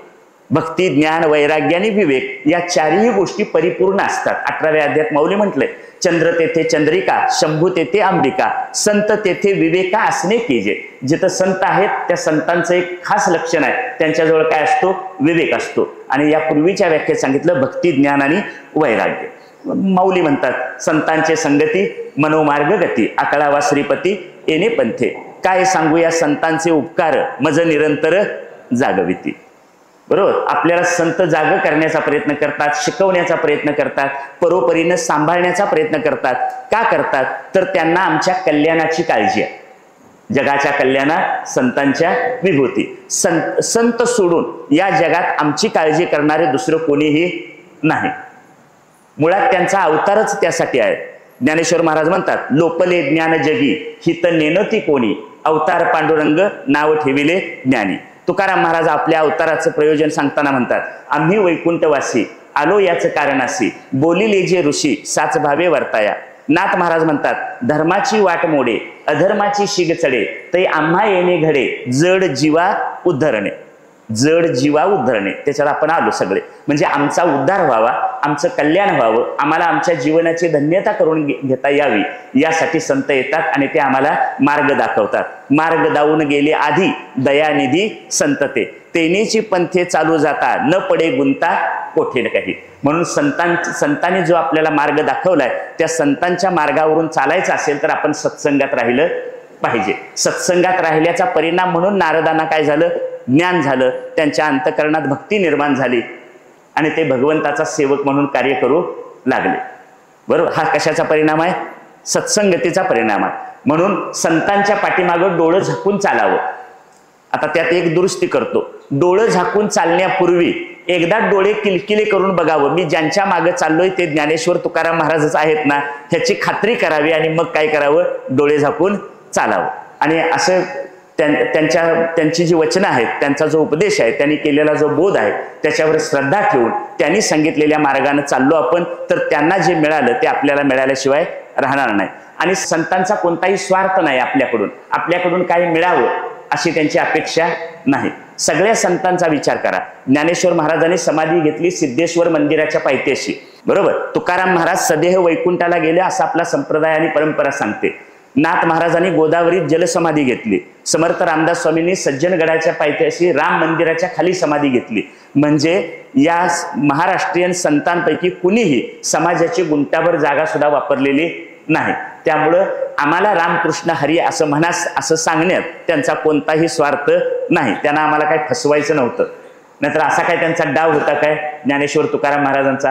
चला या महाराष्ट्रातल्या भोळ्या बाबड्या लोकांना रामकृष्ण हरी म्हणायला सांगूया, आणि हे सगळे एकदा रामकृष्ण हरी म्हणायला लागले की 2-4 तलाट्यांना हाताशी घेऊन ह्यांचा 7, 12, 8 आपल्या नावावर करून टाकूया, असं काही त्यांनी ठरवलेलं नव्हतं. त्यामुळे संत हे पूर्णपणे निस्वार्थी आहेत. त्यांना केवळ आमच्या कल्याणाची आणि कल्याणाचीच काळजी आहे. म्हणून आपण काय करावं? त्यांनी सांगितलेल्या वाटेवरून चालत राहावं. त्यासाठी सत्संग करावा.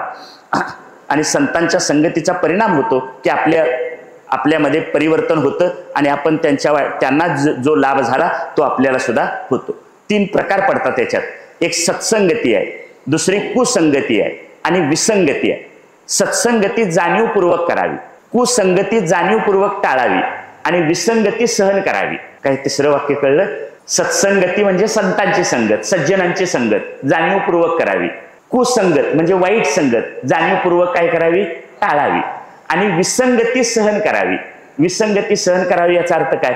मला ज्ञानेश्वरी वाचायला आवडते पण माझ्या घरात कुणाला आवडत नाही. मग आता त्यांच्याशी वाद करायचा काय? त्यांना आवडत नाही, राहू दे. ही विसंगती काय करायची? विसंगती सहन करायची. आता इथं सुद्धा जोडी आहे, प्रल्हाद आणि हिरण्यकशिपू. ही काय आहे? सत्संगती आहे काय विसंगती आहे? ही विसंगती आहे, बरोबर. रावण आणि बिभीषण ही काय आहे? विसंगती आहे. आता अशी विसंगती हे आता आपल्याशी जोडून घ्यायचं. माझ्या घरात जेव्हा मी परमार्थाच्या मार्गावरून चालू लागतो तेव्हा मी घेतलेला निवडलेला मार्ग घरातल्या सगळ्यांना आवडेलच असं नाही, किंवा त्यांनी निवडला असेल परमार्थाचा मार्ग, पत्नी परमार्थाच्या मार्गाने चालली असेल तर ते पतीला आवडेलच असं काय नाही. पण ही विसंगती आपण काय केली पाहिजे? सहन केली पाहिजे. म्हणून सत्संगती जाणीवपूर्वक करावी, कुसंगत जाणीवपूर्वक टाळावी आणि विसंगती सहन करावी, ती स्वीकारावी. पुढे विचारलंय भक्तीचं स्वरूप काय? कुणी कुणाला प्रश्न विचारला? देवहूतीनं कपिल मुनींना प्रश्न विचारला की भक्तीचं स्वरूप काय आहे, भक्ती म्हणजे काय करायचं? तर त्या भक्तीचं उत्तर सांगताना ते म्हणतात, भक्तीची सुरुवात ही भावातून होते. भक्तीची सुरुवात कशातून? भावातून होते. भाव बळे आकळे एरवी नाकळे, करतळी आवळे तैसा हरी. किंवा माऊलींचा अभंग आहे, भावे विन भक्ती, भक्ती विन मुक्ती, बळे विन शक्ती बोलू नये, भावे विन देव न कळे निसंदेह. म्हणजे भक्तीमध्ये महत्व कशाला आहे? भावाला महत्व आहे. आता तुकाराम महाराज म्हणतात, भक्ती तो कठीण सुळावरील पोळी, निवडी तो बळी विरळाशूर. तुकाराम महाराजांना भक्ती कठीण वाटते आणि आम्हाला सोपी वाटते. भक्ती सोपी पण आहे आणि भक्ती अवघड पण आहे. सोपी कशी? आपल्या मनासारखी केली की सोपी, आणि संतांना आणि देवाला आवडते तशी केली की अवघड. काय मुद्दा लक्षात आला? आम्ही सगळेजण भक्ती कशी करतो? मला जशी आवडते तशी. मग आपल्याला जशी आवडते तशी केली की भक्ती सोपी असते. आणि संतांना आवडणारी भक्ती करायला गेलं, भगवंताला आवडणारी भक्ती करायला गेलं तर ती काय आहे? अवघड आहे. तुकोबा म्हणतात, हेची थोर भक्ती आवडते देवा, संकल्पावी माया संसाराची. देवाला हीच थोर भक्ती आवडते की संकल्पावी माया संसाराची. इथं माया शब्दाचा अर्थ आहे प्रेम. संसारावरचं प्रेम कमी करावं आणि भगवंताकडे प्रेम लावावं, याला काय म्हणायचं? भक्ती. आमचं सगळ्यांचं प्रेम कुणावर आहे जास्त? संसारावर का देवावर? बोला की जरासं. संसारावर. म्हणजे एकदा एक ठीक आहे, आपलं अज्ञान, आपली कमतरता, आपला दोष तरी मान्य केला, आता कळला तो दोष, मग आता काय करायचं आहे? तुकोबा सांगतात, संकल्पावी माया संसाराची. म्हणजे संसारावरचं प्रेम हळूहळू कमी करावं आणि ते भगवंताकडे लावावं. मग आता भाव शब्दाचा अर्थ आहे प्रेम. भाव म्हणजे प्रेम. प्रेमाची काही व्याख्या करता येत नाही. भाव किंवा प्रेम या शब्दाची व्याख्या करता येत नाही. नारद भक्तिसूत्र नावाचा एक सुंदर ग्रंथ आहे, त्याच्यात नारदांनी असं सांगितलंय, अनिर्वचनीयम प्रेम स्वरूपम मुकास्वादनवर. प्रेम हे अनिर्वचनीय आहे. प्रेम हे कसं आहे? अनिर्वचनीय. प्रेमाचं निर्वचन करता येत नाही. प्रेम म्हणजे काय हे शब्दात सांगता येत नाही. कसं? जसं एखाद्या माणसानं गुळ खाल्ला किंवा एखाद्या माणसानं साखर खाल्ली तर त्याला जशी त्याची गोडी कळते, अनुभवाला येते, पण सांगता येत नाही. तसं प्रेम म्हणजे काय हे शब्दात सांगता येत नाही. आणि असं याला तुकोबांचं प्रमाण आहे, प्रेम नये सांगता बोलता दाविता अनुभव चित्ता चित्त जाणे. तुकाराम महाराज सुद्धा तेच म्हणतात की खऱ्या प्रेमाचं वर्णन करता येत नाही, प्रेम काय आहे हे सांगता येत नाही. आणि जे सांगता येतं ते खरं प्रेम. कुठलं सांगता येतं? ते कॉलेजमध्ये जे सांगता येतं दाखवलं जातं ते, त्या वयोगटात जे सांगितलं जातं ते काही खरं नाही. खऱ्या प्रेमाची व्याख्या करता येत नाही, खरंच प्रेम शब्दात सांगता येत नाही. म्हणून नारदांनी पहिलं सूत्र लिहिलं, सा तू अस्मिन परम प्रेम स्वरूपा. भक्ती म्हणजे काय? ईश्वरावर आत्यंतिक प्रेम. ईश्वरावरचं आत्यंतिक प्रेम म्हणजे भक्ती. माणसाचं माणसावर प्रेम असतं, माणसाचं माणसावरचं प्रेम स्वार्थी असतं. स्वार्थ संपला की प्रेम संपून जातं. तसंच आपण देवावर सुद्धा प्रेम स्वार्थी करतो. मी तुझं एवढं करतोय, त्या बदल्यात तू एवढं माझं जमवून द्यायला पाहिजेस. आणि नाही जमलं की आपण म्हणायचं देव भिव सब कुछ काय है झूठ आहे. म्हणजे आमची अट काय? मी तुमचं एवढं करतो, त्या बदल्यात तुम्ही माझं सगळं नीटनेटकं ठेवलं पाहिजे. आणि संत याला भक्ती म्हणायला तयार नाही. भक्ती ही फलरूप पण आहे. म्हणजे भक्ती हे आपल्या जीवनाला आलेलं भक्तीशिवाय आपण जीवन जगू शकत नाही. भक्तीशिवाय आपलं जीवन परिपूर्ण होत नाही. प्रत्येकाच्या अंतःकरणात भक्तीची हे असतेच, फक्त आपण ते जोडतो कुणीकडं ते प्रेम यावर काय असतं अवलंबून आहे. भक्ती हे साधन आहे आणि भक्ती हे साध्य सुद्धा आहे. भक्ती हे साधन आहे आणि भक्ती हे साध्य आहे. आणि भक्ती साध्य प्राप्त झाल्यानंतर सुद्धा पुन्हा भक्ती करतच राहावं. म्हणजे भगवंताचा साक्षात्कार होईपर्यंत भगवंताचं भक्ती करावीच. त्यासाठी नवविधा भक्तीचे प्रकार सांगितले. श्रवण भक्ती आहे, कीर्तन भक्ती आहे, नामस्मरण भक्ती आहे, वंदन भक्ती आहे, अर्चन भक्ती आहे, पादसेवन भक्ती आहे, दास्य भक्ती आहे, सख्य भक्ती आहे आणि शेवटची आत्मनिवेदन भक्ती आहे. श्रवण भक्ती ही राजा परीक्षिताने केली, कीर्तन भक्ती नारदाने केली, नामस्मरण भक्तीचे आचार्य किंवा प्रमुख आदर्श आहेत प्रल्हाद, अर्चन भक्ती पृथ्वीराजाने केली, पादसेवन भक्ती लक्ष्मीने केली, दास्य भक्ती हनुमंताने केली, सख्य भक्ती अर्जुनाने केली आणि आत्मनिवेदन भक्ती बळीराजाने केली. बळीराजाची कथा इथं पुढे येणार आहे. वंदन भक्ती आहे अक्रूराने केली. म्हणजे हे सगळी जी नावं सांगितली हे त्या भक्तीचे आदर्श आहेत. आणि यापैकी आपल्याला जी भक्ती जमू शकते आपल्या प्रकृतीनुसार त्या पद्धतीने आपण टप्प्याटप्प्याने काय करायचं, श्रवणापासून सुरुवात करायची आणि आत्मनिवेदनापर्यंत पोहोचायचं. आता पुढचा प्रश्न विचारला भक्तीनंतर, प्रकृती आणि पुरुषाची लक्षणं सांगा. प्रकृती आणि पुरुष यांची लक्षणं. आता ती 24 तत्व सांगितलेत. यातलं एक जे चेतन तत्व आहे त्याला पुरुष म्हणतात. म्हणजे आत्मा नावाचं एक तत्व आहे आणि हे शरीर पंचमहाभूताने बनलंय, त्याला एक प्रकृती म्हणतात. प्रकृती आणि पुरुष यांचा विवेक. त्याच्यात काय काय आहे? पंचमहाभूत, 5 तन्मात्रा 10 झाले, 10 इंद्रिय 20 झाली आणि अंतकरण चतुष्ट. अंतकरण चतुष्ट म्हणजे मन, बुद्धी, चित्त आणि अहंकार. एकूण किती झाले? 24. हा 24 तत्वांचा प्रकृती आणि पुरुषांचा विचार सांगितला. त्यानंतर तिने अष्टांग योगाबद्दल प्रश्न विचारला. अष्टांग योगामध्ये यम, नियम, आसन, प्राणायाम, प्रत्याहार, धारणा, ध्यान आणि समाधी ही 8 अंग आहेत योगाची. आपण सगळेजण चहा पितो, बरोबर? चहा पिणारा योगी होण्याची शक्यता नाही. आता योगाचा मार्ग तिने विचारला. योगाचं भरपूर वर्णन केलं. योगशास्त्रावर भरपूर पुस्तकं सुद्धा उपलब्ध आहेत, पण त्या मार्गाने आपण चालू शकणार नाही, कारण आपण त्या योगाचे अधिकारी नाही. आपण आता ह्या देवहूतीनं कपिल मुनींना जे प्रश्न विचारले ते ह्याच्यात काय केले सांगितलेत. आणि त्यानंतर तिनं शेवटी एक प्रश्न विचारला की देहासक्त पुरुषाची अधोगती किंवा काय त्याला फळ मिळतं. जे शरीरात रमतात आणि आयुष्यभर संसारच करत राहतात त्यांची आयुष्याची शेवटची गती कशी असते असा तिनं प्रश्न विचारला. असुर सर्गात येणारे, म्हणजे मगाशी मी म्हटलं असुर सर्ग म्हणजे देहात रमणारा, शरीराच्या पालन पोषणासाठी आयुष्यभर जगणारा, त्याला म्हणायचं असुर सर्ग. मग त्यांच्या बाबतीत काय होतं तर त्यांचं हे शरीर जात असताना त्यांना अधोगती प्राप्त होते. म्हणून 1-2 भाषा येतात स्वर्गाची आणि नरकाची.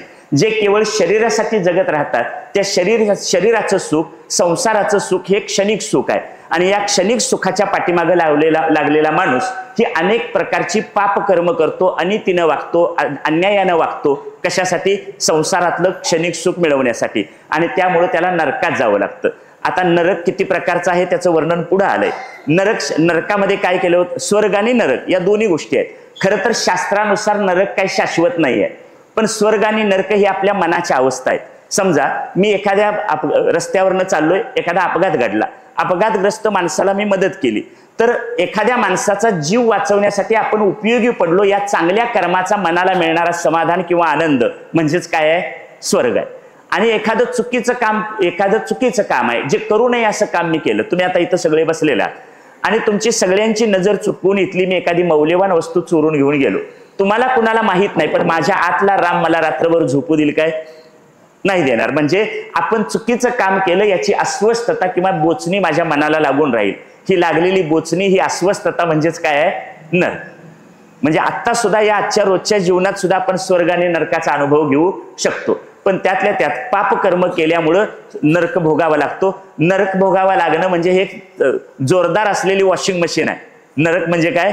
Washing machine. ह्याच्यातून आपल्या पाप कर्माची सगळी फलं धुवून जातात आणि धुवून जाऊन पुन्हा हा जीव काय होतो? जन्माला येतो. ह्याचा एक श्लोक आहे भगवद्गीतेतला, अन्नात भवती भूतानी पर्जन्यात अन्न संभवा, यज्ञात भवती पर्जन्य यज्ञ कर्म समद्भवा.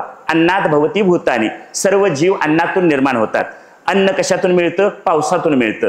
पाऊस कशातून पडतो? यज्ञातून पडतो. आणि यज्ञ कशातून होतो? सत्कर्मातून होतो. मग असा जीव जेव्हा पाप भोगून संपतं, तेव्हा तो जीव पुरुषाच्या शरीरात वीर्य रूपाने येतो. त्यानंतर तो मातेच्या शरीरात स्थापन होतो आणि मग तो मातेच्या शरीरात गर्भाशयात असताना त्याला मागील जन्मांची आठवण होते आणि तो त्याला स्वतःच्या स्वरूपाची जाणीव होते. आपण खरे कोण आहोत याची जाणीव होते खरी, पण आत असतानाच जेव्हा त्याचा बाहेर होऊन तो आईच्या पोटातून बाहेर येतो, तेव्हा बाहेर आल्यानंतर पुन्हा त्याच्यावर मायेचा प्रभाव पडतो आणि गर्भाशयात असताना सोहम म्हणणारा जीव बाहेर आल्यानंतर कोहम म्हणतो. सोहम म्हणजे तो परमात्मा मी आहे याचं स्मरण असणारा हा जीव बाहेर आल्यानंतर मात्र काय होतो? माया शक्तीच्या प्रभावामुळे आपल्या स्वतःच्या स्वरूपाला विसरून जातो आणि कोहम म्हणायला सुरुवात करतो.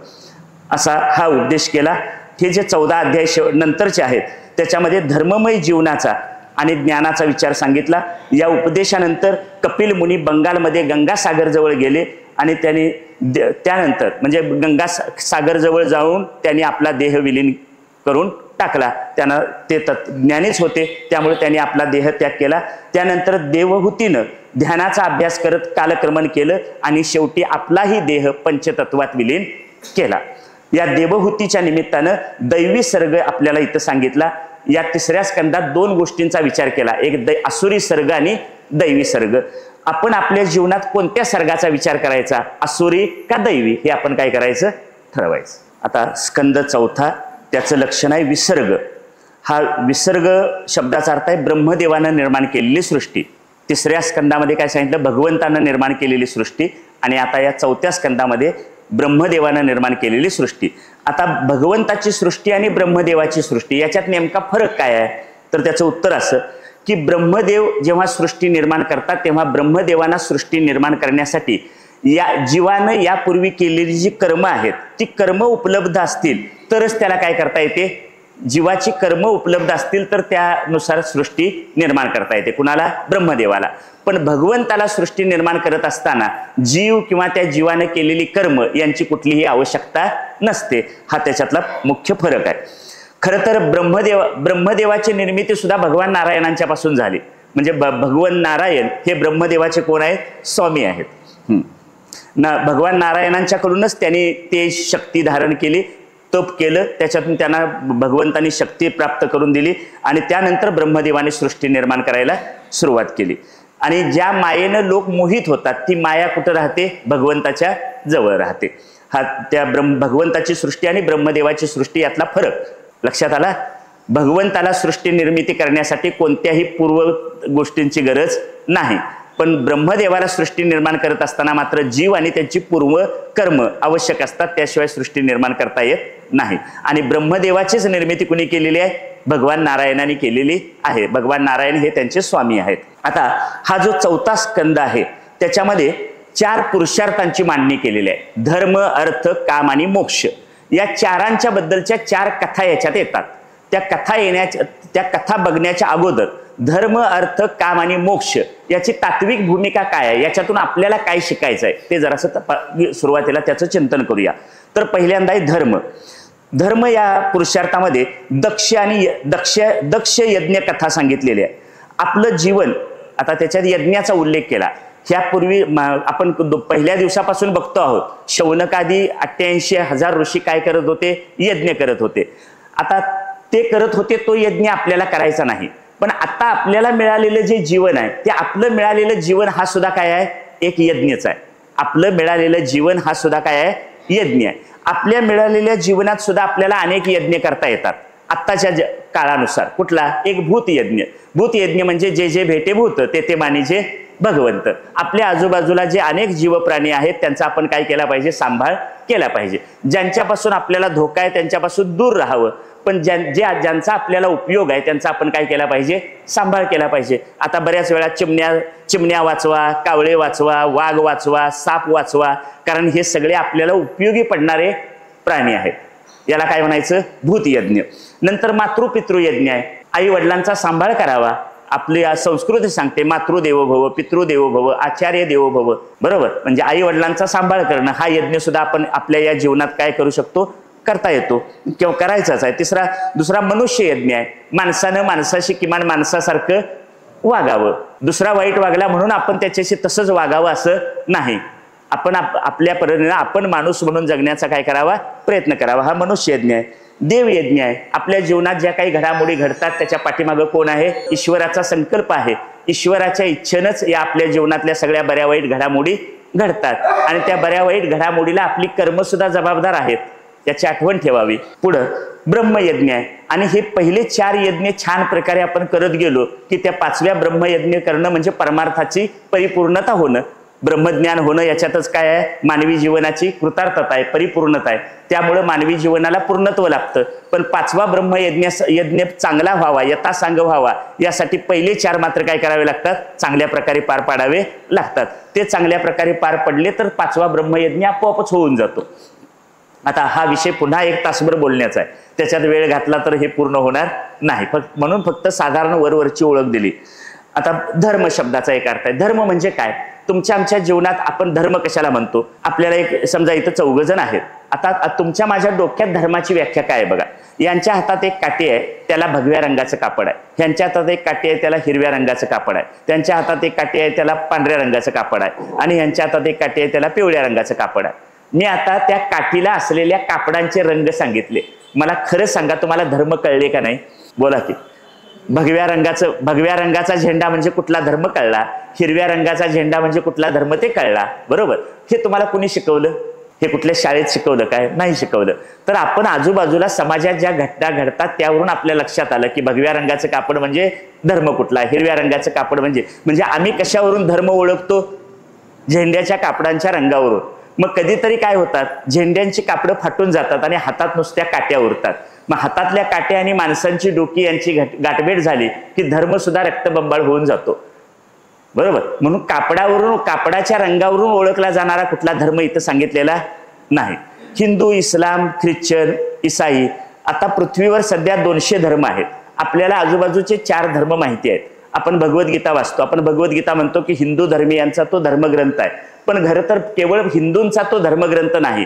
पृथ्वीच्या पाठीवर जन्माला आलेल्या प्रत्येक माणसानं त्याचा काय करावा? अभ्यास करावा आणि आपलं जीवन सुखाचं समाधानाचं करून घ्यावं, अशा प्रकारचा तो ग्रंथ आहे. म्हणजे त्याच्यावर सगळ्यांचा अधिकार आहे, तो केवळ हिंदूंचा नाही. तिसरे एक धर्म शब्दाची व्याख्या आहे. वस्तूच्या किंवा व्यक्तीच्या न बदलणाऱ्या गुणाला धर्म म्हणतात. वस्तूच्या किंवा व्यक्तीच्या न बदलणाऱ्या गुणाला काय म्हणायचं? धर्म. उदाहरणार्थ, खारटपणा हा मिठाचा धर्म आहे, गोडपणा हा साखरेचा धर्म आहे, थंडपणा हा बर्फाचा गुणधर्म आहे. आता ह्या ज्या वस्तूंची मी नावं घेतली त्या सगळ्या वस्तू निर्जीव आहेत. त्या निर्जीव वस्तू आपला गुणधर्म कधीही सोडत नाहीत. समजा मिठाने खारटपणा सोडला तर आपण त्याला मीठ म्हणू काय? साखरेनं गोडपणा सोडला तर त्याला साखर म्हणू काय? पृथ्वीच्या पाठीवर कुठं थंड नसलेला बर्फ मिळतो काय? नाही. याचा अर्थ ह्या ज्या निर्जीव वस्तूंची मी नावं घेतली त्या वस्तू आपला गुणधर्म सोडत नाहीत आणि त्यांनी आपला गुणधर्म सोडला तर आपण त्यांना त्या नावाने ओळखणार नाही. मग निर्जीव वस्तू जर आपला गुणधर्म सोडत नसतील तर माणूस म्हणून माझा न बदलणारा गुणधर्म कोणता? खारटपणा हा मिठाचा न बदलणारा गुण आहे, थंडपणा हा बर्फाचा न बदलणारा गुण आहे. मग माणूस म्हणून माझा न बदलणारा गुणधर्म कोणता? माणसानं माणसाशी माणसासारखं वागावं, याला म्हणायचं मानवता धर्म. आपल्याला भागवत धर्म हे शिकवतो की आपण सगळ्यांशी काय केलं पाहिजे? आपल्या आजूबाजूला माणसं आहेत, त्या माणसांशी माणसासारखं वागलं पाहिजे. मग भगवान श्रीकृष्ण म्हणतात, यदा यदा ही धर्मस्य ग्लानिर्भवती भारत. जेव्हा धर्माचा ऱ्हास होतो आणि अधर्म वाढतो, तेव्हा आम्हाला काय करावा लागतो?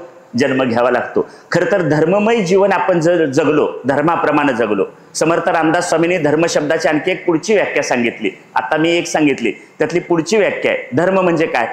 समर्थ रामदास स्वामी म्हणतात, सकल धर्मा माझी धर्म, स्वरूपी राहणे हा स्वधर्म. सर्व धर्मात श्रेष्ठ धर्म कोणता? तर आपल्या स्वतःच्या स्वरूपाची ओळख करून घेणं. हु एम आय, मी कोण आहे, या प्रश्नाचा शोध घेणं, याला काय म्हणायचं? खरा धर्म. धर्मो रक्षती रक्षिता. आपण धर्माचं रक्षण केलं तर धर्म आपलं काय करतो? रक्षण करतो. धर्माची आणखी एक व्याख्या सांगितली, जो पुण्यवानांच्याकडून, मोठ्या माणसांच्याकडून धारण केला जातो त्याला काय म्हणायचं? धर्म. मग आता मोठी माणसं कोण आहेत? ज्ञानेश्वर तुकाराम महाराज हे आमच्या दृष्टीनं कोण आहेत? मोठे संत पुरुष आहेत. आता या त्यांनी जो सांगितला तो काय आहे? धर्म आहे. खरं तर ज्ञानेश्वर महाराज, तुकाराम महाराज हे धर्माप्रमाणे राहत नाहीत. उलट धर्मच ज्ञानेश्वर महाराज आणि तुकाराम महाराज यांच्या आश्रयानं राहतो. काय वाक्य म्हटलं कळलं? धर्मालाच कुणाचा आश्रय आहे? संतांचा आश्रय आहे. म्हणजे धर्म टिकण्यासाठी कोणाच्या आश्रयाला असतो? ज्ञानेश्वर तुकाराम या संतांच्या आश्रयाला असतो. म्हणून पुण्यवानांकडून जो धारण केला जातो त्याला धर्म म्हणतात. जो जगाला धारण करतो त्याला धर्म म्हणतात. अशी सुद्धा एक धर्माची व्याख्या आहे. जो आम्हाला सगळ्यांना धारण करतो, म्हणजे आपल्याला एकत्रित धारण करून ठेवतो, त्याला काय म्हणतात? धर्म. अशा धर्म शब्दाच्या अनेक व्याख्या आहेत. त्यानंतर पुढचा पुरुषार्थ आहे अर्थ. अर्थ म्हणजे पद आहे, सत्ता, संपत्ती यांचा समावेश अर्थामध्ये होतो. आता या पुरुषार्थामध्ये ध्रुव बाळाची कथा येते. ध्रुवाला राज्यपद मिळावं, म्हणजे मोठं पद मिळावं अशी अपेक्षा होती. आता धर्म, अर्थ, काम, मोक्ष हे 4 पुरुषार्थ आहेत. पहिला आहे धर्म आणि शेवटचा आहे मोक्ष. धर्म कशासाठी? धर्माचं पालन कशासाठी करायचं? धर्माचं पालन करायचं मोक्ष मिळवण्यासाठी. म्हणजे धर्म हे साधन आहे आणि मोक्ष हे त्याचं काय आहे? साध्य आहे. धर्म हे साधन आहे आणि मोक्ष हे त्याचं साध्य आहे. धर्माचं पालन करायचं मोक्षासाठी आणि माणसानं अर्थ मिळवायचा, म्हणजे पैसा मिळवायचा, संपत्ती मिळवायची, ते कशासाठी? धर्माचं पालन करण्यासाठी. आता मी संपत्ती मिळवली आणि त्याचं धर्माचं पालन करायचं म्हणजे काय करायचं? कुणाला अन्न लागेल त्याला अन्नदान करायचं, कुणाला वस्त्र लागेल त्याला वस्त्रदान करायचं, कुठं झाडं लावावी लागत असतील तर झाडं लावावीत, एखाद्या आजारी माणसाला काही पैशांची गरज असेल तर त्याला धन द्यावं. म्हणजे परोपकार करण्यासाठी, एखाद्याला मदत करण्यासाठी आपण काय केलं पाहिजे? धन मिळवलं पाहिजे. तुकाराम महाराज म्हणतात ते धन मिळवावं कसं? अन्याय अत्याचार करून नाही मिळवायचं. तर हे धन म्हणजे अर्थ कसा मिळवायचा? जोडून या धन, उत्तम व्यवहारे, उदास विचारे, वेच करी. म्हणजे धन मिळवू नका असं म्हणत नाहीत, धन मिळवा, पण मिळवलेल्या धनाचा उपयोग सुद्धा कशासाठी केला पाहिजे? धर्मासाठी. आणि धर्मासाठी केला तर तोच धर्म मला मोक्षासाठी काय होतो? उपयोगी पडतो. त्यानंतर पुढे आहे काम. काम शब्दाचा एक अर्थ आहे इच्छा आणि काम शब्दाचा दुसरा अर्थ आहे काम वासना. आपल्या सर्वांच्या जीवनात काम वासनेची गरज आहे, पण ती कशासाठी? आपलं वंश सातत्य टिकून राहावं एवढ्यापुरतीच. आपण सगळेजण जे जगामध्ये आलेलो आहोत त्या जगाचा प्रवाह चालत राहावा, आपलं वंश सातत्य टिकून राहावं एवढ्यापुरतेच त्या कामाची काय आहे? गरज आहे. आणि दुसरं मग त्याच्यासाठी एक धर्माचं बंधन घातलं. काम सुद्धा धर्माच्या मर्यादेत असला पाहिजे. म्हणजे काम वासना सुद्धा धर्माच्या मर्यादेत. मग काम वासना धर्माच्या मर्यादेत ठेवणं याचा अर्थ काय? विवाहाच्या बंधनात अडकणं, विवाहानंतर त्याचा उपयोग करणं, म्हणजे काम धर्माच्या मर्यादेत काय करणं? स्वीकारणं.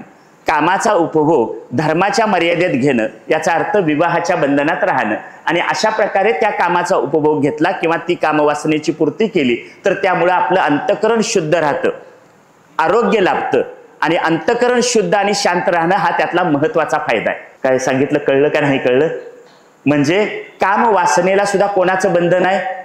धर्माचं बंधन आहे. धर्म आणि मोक्ष हे 2 टोकं आहेत आणि त्याच्यामध्ये अर्थ आणि काम आहे. बघा नदी आहे, इथं नदीला 2 काठ आहेत, नदीला 2 काठ आहेत. समजा नदी काठ फोडून गावात शिरली तर काय होईल? गाव उद्ध्वस्त होऊन जाईल. तसं अर्थ आणि कामाचा प्रवाह आहे 2 काठात, धर्माच्या आणि मोक्षाच्या. धर्माच्या आणि मोक्षाच्या 2 काठांच्या मधून अर्थ आणि कामाचा प्रवाह व्हायला पाहिजे. म्हणजे अर्थ म्हणजे पैसा सुद्धा धर्माच्या मार्गाने मिळवावा आणि कामाचा उपभोग सुद्धा धर्मानुकूल घ्यावा. म्हणजे त्याच धर्म हा कुणाला साधनभूत होतो? मोक्ष मिळवण्यासाठी उपयोगी पडतो. काय लक्षात आलं? धर्म, अर्थ, काम आणि मोक्ष. त्यापैकी अर्थ हे जे आहे, अर्थ आणि काम हे दोन साधन आहेत आणि धर्म आणि मोक्ष हे त्याचं काय आहे? साध्य आहे. आता एक वाक्य सांगतो तुम्हाला. अर्थ जो आहे, अर्थ म्हणजे पैसा किंवा सत्ता. अर्थ धर्माला सोडून आलं तर महाभारत घडतं आणि काम धर्माला सोडून आला की रामायण घडतं. काय कळलं वाक्य? काम धर्माला सोडून आला की रामायण घडतं आणि अर्थ धर्माला सोडून आला की महाभारत घडतं. महाभारतात कौरव पांडवांचं वादविवाद झाले. कशासाठी? वाटणीवरून, राज्याच्या वाटणीवरून. म्हणून अर्थ धर्माला सोडून आला की महाभारत झालं आणि काम धर्माला सोडून आला की काय घडतं? रामायण. रावणाने कुणाला पळवून नेलं? सीतेला. सीतेचं अपहरण केलं. याचा अर्थ काय झाला? काम धर्माला सोडून आला, त्यामुळं काय घडलं? रामायण घडलं. आता ह्याच्यामध्ये दोन कथा सांगितल्यात. धर्माला अनुकूल काम यासाठी पृथ्वीचरित्र येतं आणि धर्माविरुद्ध काम यासाठी वेनचं चरित्र आलेलं आहे. त्यानंतर चौथा पुरुषार्थ आहे मोक्ष. चौथा पुरुषार्थ मोक्ष. काम शब्दाचा अर्थ कळला एक. काम म्हणजे काम वासना हे एक अर्थ आहे आणि दुसरा एक मी अर्थ सांगितला होता इच्छा. इच्छा सुद्धा 3-4 प्रकारचे असतात. शब्द काम म्हणजे शब्दाची इच्छा, स्पर्श काम स्पर्शाची इच्छा, रूप काम रूपाची इच्छा, रस काम रसाची इच्छा आणि गंध काम म्हणजे सुगंधाची इच्छा. शब्द काम शब्दाचा अर्थ काय? शब्द काम म्हणजे लोकांनी मला चांगलं म्हणावं असं वाटतं. इथं बसलेल्या कुणाला लोकांनी नावं ठेवली तर चालतील असं वाटतं? नाही. लोकांनी काय केलं पाहिजे? आपल्याला चांगलं म्हटलं पाहिजे. सगळ्यांना वाटतं लोकांनी मला चांगलं म्हणावं, पण निदान भारतात तरी मेल्याशिवाय कोण कुणाला चांगलं म्हणत नाही. म्हणून शास्त्र सांगतं लोकांनी चांगलं म्हणण्याची अपेक्षा बाळगणं यासारखा दुसरा दुबळेपणा नाही. कारण तुम्ही काय वाटेल ते केलं तरी लोक तुम्हाला चांगलं म्हणायला तयार नसतात. म्हणून मग तुकाराम महाराज म्हणतात लोक बोलतो ओक धरता तो दरवेना. लोकांचं बोलणं ओकारीसारखं असतं म्हणून ते हातात धरून ठेवू नये. मला उलटी झाली, माझ्याच पोटातली ओकारी माझ्या हातात आली, माझ्या पोटातली आहे म्हणून मी धरून ठेवतो काय? नाही. त्याची मला किळस वाटते. मग लोकांचं बोलणं तर त्याहून किळसवान असतं, त्या म्हणून ते धरून ठेवू नये. आणि एक लक्षात ठेवावं, आपण काय वाटेल ते केलं तरी लोक आपल्याला चांगलं म्हणायला तयार नसतात. म्हणून शास्त्राचं एक वाक्य आहे, लोक तुम्हाला जितकं चांगलं समजतात तितके तुम्ही चांगले नसता आणि लोक तुम्हाला जितकं वाईट समजतात त्याहून तुम्ही जास्त वाईट असता. या वास्तवाचा विचार करावा आणि आपल्या दृष्टीनं जास्तीत जास्त चांगलं बनण्याचा प्रयत्न करावा. लोकांनी चांगलं म्हणण्याची अपेक्षा बिलकुल बाळगू नाही. शब्दकाम, स्पर्शकाम. तुमचा आमचा जो संसार आहे तो स्पर्श कामाचा आहे. म्हणजे आपला संसार काय? लग्न करायचं, 2 मुलांना जन्माला घालायचं. हा संसार जर आपण शेवटपर्यंत तोच करत राहिलो तर आपल्या आजूबाजूचे कुत्र्या मांजरासारखे प्राणी आणि आम्ही यांच्यात काय फरक राहिला? कारण माणसाला बुद्धीची देणगी जास्त मिळालेली आहे, त्यांना ज्ञान मिळतं आणि ज्ञानासारखं महत्वाचं फळ प्राप्त होत असताना केवळ इतर प्राणी ज्या कामवासनेचा उपभोग घेत राहतात तेच आपण माणूस करत राहिला तर जीवन काय होईल? वाया गेलं. त्या जीवनाला कोणत्याही प्रकारचं पूर्णत्व लाभणार नाही. शब्दकाम, स्पर्शकाम, रूपकाम आहे. आता ह्याचा विचार का आधुनिक काळाशी म्हणून करायला लागलो. रूपकाम. इथं बसलेल्या प्रत्येकाला वाटतं मी सुंदर दिसावं.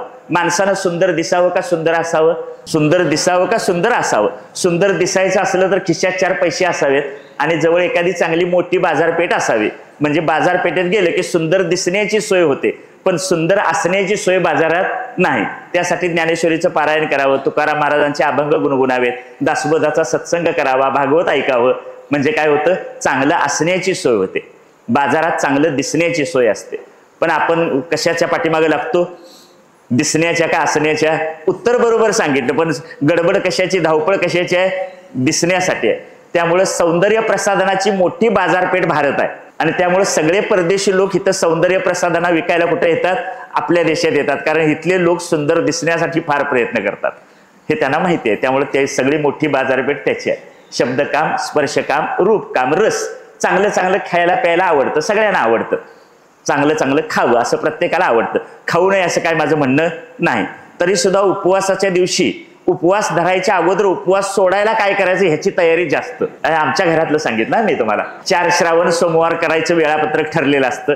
मार्गशीर्षातले 4 गुरुवार करताना संध्याकाळी काय करायचं हे, सकाळी उपवास धरायला सुरुवात करतानाच सोडायला काय करायचं याचं वेळापत्रक असतं. खरं तर उपवासात दिवसभर चिंतन कुणाचं व्हायला पाहिजे? ज्याचा उपवास धरलाय त्या भगवंताचं चिंतन. उपवास म्हणजे भगवंताच्या जवळ राहणं.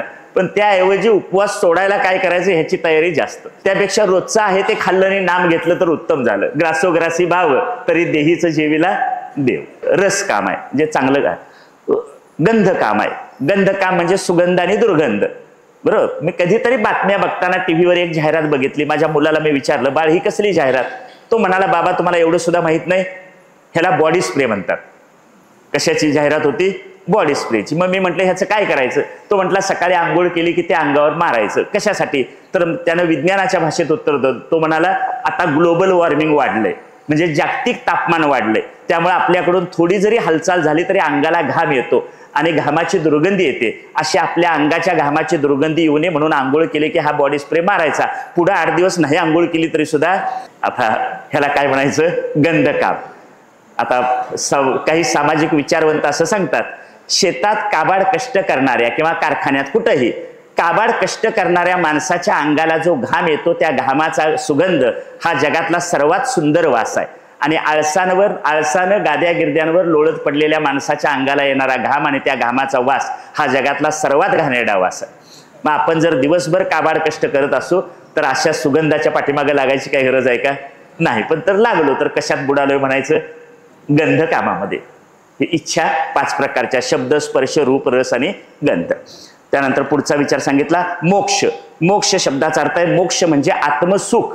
मोक्ष म्हणजे काय? आत्मसुख. त्याचा दुसरा अर्थ आहे मोक्ष म्हणजे आनंद. हे आत्मसुख कशाला म्हणायचं? जे सुख कुणावर आणि कशावर अवलंबून नाही त्याला म्हणतात आत्मसुख. जे सुख कुणावर आणि कशावर अवलंबून नाही त्यालाच म्हणायचं आत्मसुख. त्याला दुसरा एक शब्द आहे सर्वसुख. सर्व सुख गोडी साही शास्त्रे निवडी, रिकामा अर्धगडी राहू नको. तैसा हृदयामध्ये मी रामू, असता सर्व सुखाचा आरामू, परिभ्रांतासी कामू विषयावरी. सर्व सुखाचे आगर बाप रखुमा देवीवर. सर्व सुख म्हणजे ज्या सुखाला कुठल्याही दुःखाचा डाग नाही त्याला काय म्हणायचं? सर्व सुख. त्याचंच नाव आहे आत्मसुख. त्याला एक दुसरं नाव आहे विषय निरपेक्ष सुख. म्हणजे विषय निरपेक्ष याचा अर्थ कुणावर आणि कशावर अवलंबून नसलेलं सुख. त्याला दुसरं नाव आहे आनंद. त्याला काय म्हणायचं? आनंद. तुकाराम महाराज म्हणतात आनंदाचे डोही आनंद तरंग. आता हा जो आनंद आहे त्या आनंदासाठी आम्ही कुणावर अवलंबून आहोत? आत्ताच्या घडीला संसारावर. आमचं संसारातलं सगळं बरं ठीकठाक चाललेलं असलं तर आम्ही आनंदी आहोत. त्या घरातलं कुणाचं थोडं जरी बिघडलं तरी आमचा आनंद काय झाला?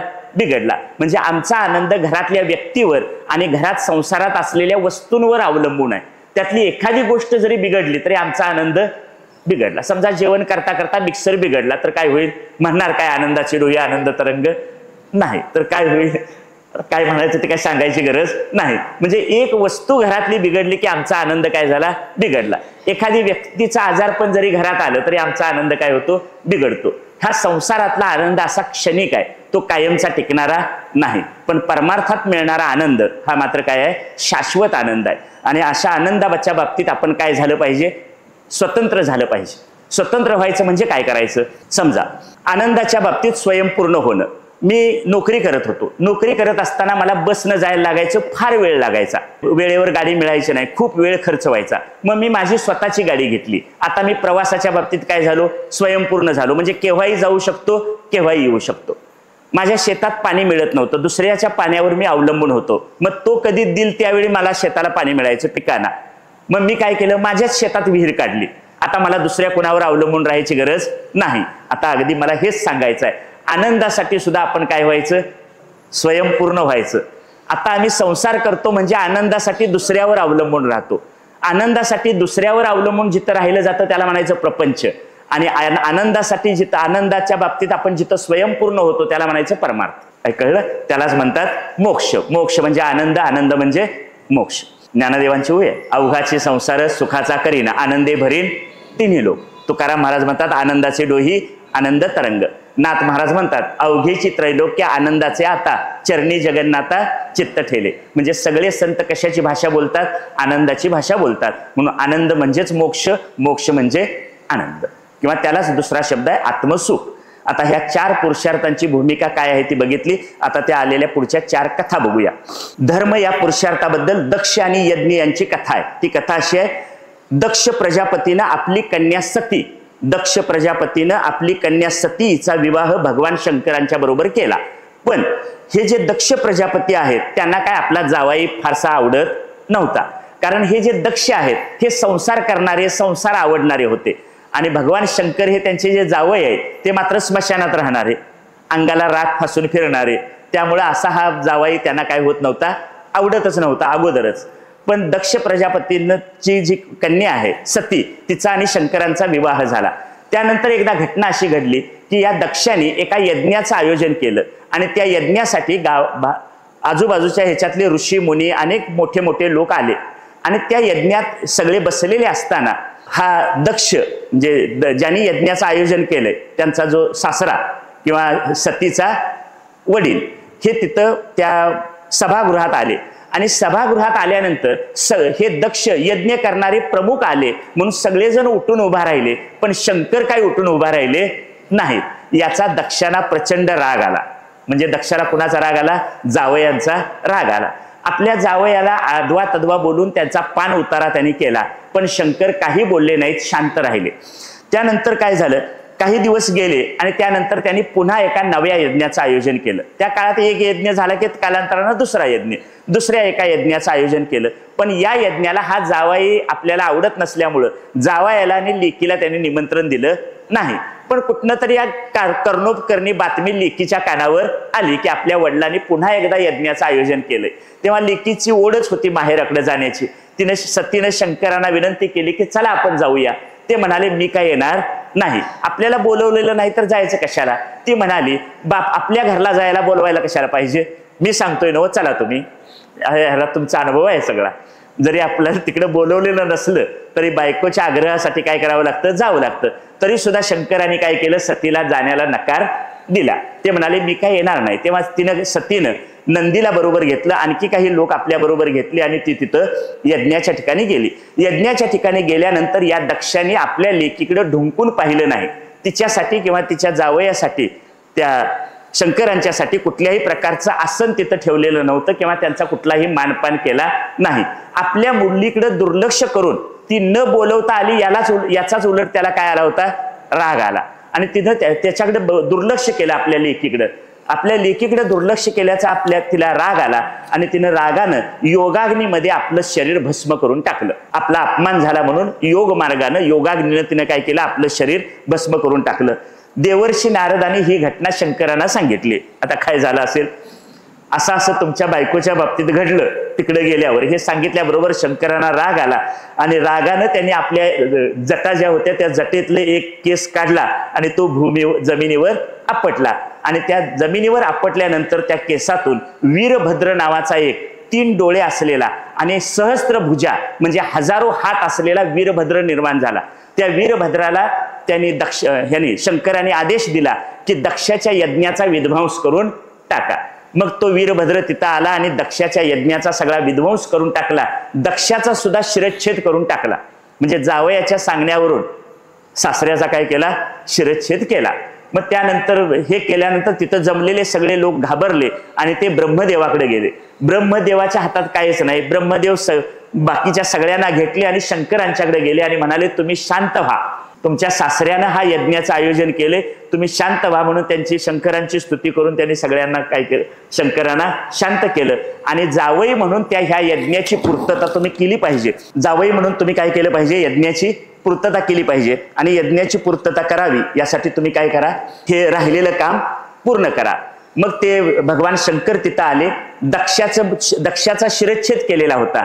त्यांनी काय केलं, एका बकऱ्याचं तोंड काढलं आणि ते कशावर जोडलं, त्या दक्षाच्या धडावर जोडलं आणि तो उर्वरित राहिलेले यज्ञ जो होता तो त्यांनी काय केला, पूर्ण करा. आता या कथेतनं एकच तात्पर्य शिकवायचं आहे, ते सांगायचं आहे ते असं, अतिथी देवो भव.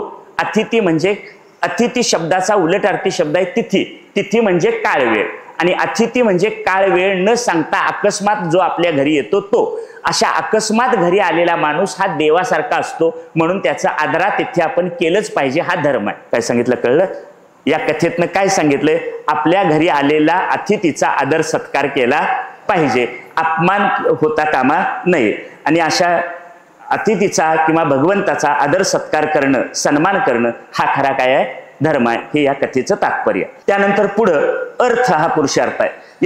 या पुरुषार्थासाठी ध्रुव बाळाची कथा सांगितलेली आहे. स्वयंभुव मनु आणि शत्रुपा यांना 2 पुत्र झाले होते. मग असे सांगितलं उत्तानपाद आणि प्रियव्रत. त्यातल्या उत्तानपाद राजाची ही कथा आहे. उत्तानपाद राजाला 2 राण्या होत्या, एक सुरुची आणि दुसरी सुनीती. आता उत्तानपाद याचा अर्थ ज्याचे पाय वर आहेत आणि डोकं खाली आहे असा. कुणाचा तरी एखाद्याचा जन्म पायाकडून होतो, त्याला पायाळू म्हणतात. बाकीचे 99 जण कसे येतात, खाली डोकानी वर पाय घेऊनच जन्माला येतात. म्हणून आपण सगळेजण कोण आहे म्हणा की उत्तानपाद आहोत. आम्ही सगळेजण कोण आहोत, उत्तानपादच आहोत. आता मगाशी एकदा सांगितलं आपण सगळेजण हिरण्याक्ष आहोत, आणि आता काय, हे माझं म्हणणं नाही हा, भागवतात सांगितलं. आता उत्तानपाद आहोत म्हणजे आपल्या सगळ्यांचा जन्म कसा होतो, डोक्याकडून होतो, आणि एखाद्याचाच कुणाचा तरी पायाकडून होतो, त्याला पायाळू म्हणतात असं मी ऐकून आहे. तर ह्या उत्तानपाद राजाची गोष्ट आहे. या उत्तानपाद राजाला 2 राण्या होत्या, एक सुनीती. सुनीती म्हणजे चांगली नीती, जो नीती न्याय नीती, चांगल्या न्याय नीतीने वागणारी. पण ही जी राणी होती ती नावडती होती. आणि सुरुची, रुची म्हणजे कुणाचा संबंध आला, जिभेचा. गोड गोड बोलणारी, चांगलं, तिचं नाव काय आहे, सुरुची. ती आवडती होती. आता ही जी नावडती आहे तिच्या पुत्राचं नाव होतं, सुरुचीचा पुत्र आहे उत्तम आणि सुनीतीचा पुत्र आहे ध्रुव. सुनीती जी चांगली वागणारी, तिच्या मुलाचं नाव काय आहे, ध्रुव, आणि सुरुची उत्तम. एकदा उत्तानपाद राजा आपल्या सिंहासनावर बसला होता, आणि सिंहासनावर बसलेला असताना हा जो सुरुचीचा मुलगा उत्तम आहे तो राजाच्या मांडीवर जाऊन बसला. त्यानंतर सुनीतीचा मुलगा जो ध्रुव बाळ आहे, ज्याचं वय 5 वर्षाचं आहे, त्याला सुद्धा वाटलं की आपणही राजाच्या मांडीवर बसावं. पण आवडत्या राणीच्या धाकामुळं उत्तानपाद राजा काही ध्रुव बाळाला मांडीवर घ्यायला तयार झाला नाही. त्यामुळं ध्रुव बाळ तिथंच मला मांडीवर घ्या म्हणून इकडे तिकडे बागडत होता. इतक्यात सुरुची तिथं आली, आणि हा मुलगा ध्रुव बाळ आपल्या उत्तानपाद राजाच्या मांडीवर बसण्यासाठी धडपडतोय हे तिला कळल्यानंतर त्या ध्रुव बाळाचं तिनं अपमान केला, टाकून बोलली. एवढं टाकून बोलली की तुला जर राजाच्या मांडीवर बसायचं असेल तर माझ्या पोटी जन्माला यावं लागेल. सुरुची काय म्हणाली, तुला जर राजाच्या मांडीवर बसायचं असेल तर माझ्या पोटी तुला जन्म घ्यावा लागेल, आणि माझ्या पोटी जन्म घेतलास तरच तुला काय त्या उत्तानपाद राजाच्या मांडीवर बसायला मिळेल. या अपमानानं ध्रुव बाळाला खूप व्यथा झाली, तो दुःखी झाला, आणि आपली आई सुनीतीकडे तो आला, आणि घडलेला प्रसंग तिनं आपल्या आईला सांगितला. तेव्हा सुनीतीनं आपल्या ध्रुव बाळाची समजूत काढली की हे बघ, राजाच्या मांडीवर तुला बसायला मिळालं नाही, पण तो सर्वश्रेष्ठ असलेला भगवंत परमात्मा आहे, त्याची तू उपासना कर, आणि त्याच्याकडून तुला हवं असलेलं महत्वाचं उच्च पद तू काय करून घे, मागून घे. भगवंताकडून ही तुझी इच्छा पूर्ण होईल असं सुनीतीनं त्याला सांगितलं. आणि हे सांगितल्याबरोबर ध्रुव बाळ घर सोडून बाहेर पडला. कशासाठी, भगवंतांना प्राप्त करण्यासाठी तो बाहेर पडला. बाहेर जात असताना त्याला वाटेतच नारद मुनी भेटले, आणि नारद मुनी भेटल्यानंतर ध्रुव बाळानं आपली इच्छा व्यक्त केली की माझ्या आईनं मला असं असं सांगितलंय, तुला जर काही सर्वश्रेष्ठ मिळवायचं असेल तर तू पहिल्यांदा काय कर, भगवंतांना प्रसन्न करून घे. तेव्हा नारदांनी त्यांना ध्रुव बाळाला सांगितलं की हे बघ, भगवंताला प्राप्त करून घेणं एवढी काही सोपी गोष्ट नाही, ही फार अवघड गोष्ट आहे. त्यावेळी ध्रुव बाळाच्या तोंडचे उद्गार असे आहेत, ध्रुव बाळ म्हणतात की हे बघा, या भगवंताच्या वाटेवर चालत असताना तुम्ही मला भेटलात हा एक शुभ शकुनच आहे. म्हणजे मला काय झाला, तुमच्यासारख्या साधू पुरुषाची संगत लाभली, तुमचा आशीर्वाद मिळाला, तुमचा सत्संग लाभला, त्यामुळं मी नक्की ठरवलंय की मी आता याच मार्गावरून काय करेन, चालत राहीन. तेव्हा तुम्ही मला भगवंताच्या प्राप्तीचा एक मार्ग सांगा. भगवंत प्राप्त व्हावा याची ध्रुव बाळाची तळमळ त्यांना कळली. कोणाला कळली, नारदांना कळली. ही तळमळ आहे, तो एक ध्येय ठरवलेला आहे. आमचं काय होतं माहितीये, आमचं काय असं ध्येय ठरलेलं नाही, देवा तूच हवास असं काय आमचं ध्येय ठरलेलं नाही. पण ध्रुव बाळाचं मात्र हे ठरलेलं होतं, त्यामुळे तो आपल्या निश्चयापासून ढळला नाही. तेव्हा नारदांनी त्याची ही स्थिती बघून, त्याचा अधिकार बघून त्याला उपदेश केला. त्यांनी सांगितलं की तू यमुना नदीच्या काठावर जा, तिथं भगवान विष्णूंचं ध्यान कर. कशाचा अभ्यास कर, ध्यानाचा अभ्यास कर. भगवान विष्णूंचं ध्यान कर, आणि ओम नमो भगवते वासुदेवाय या मंत्राचा काय कर, जप कर. एवढं सांगितल्याबरोबर नाम आणि ध्यान साधना सांगून नारद निघून गेले, आणि ध्रुव बाळानं नारदांनी जे सांगितलं त्याप्रमाणे साधना करायला तात्काळ सुरुवात केली. त्या साधनेची तीव्रता इतकी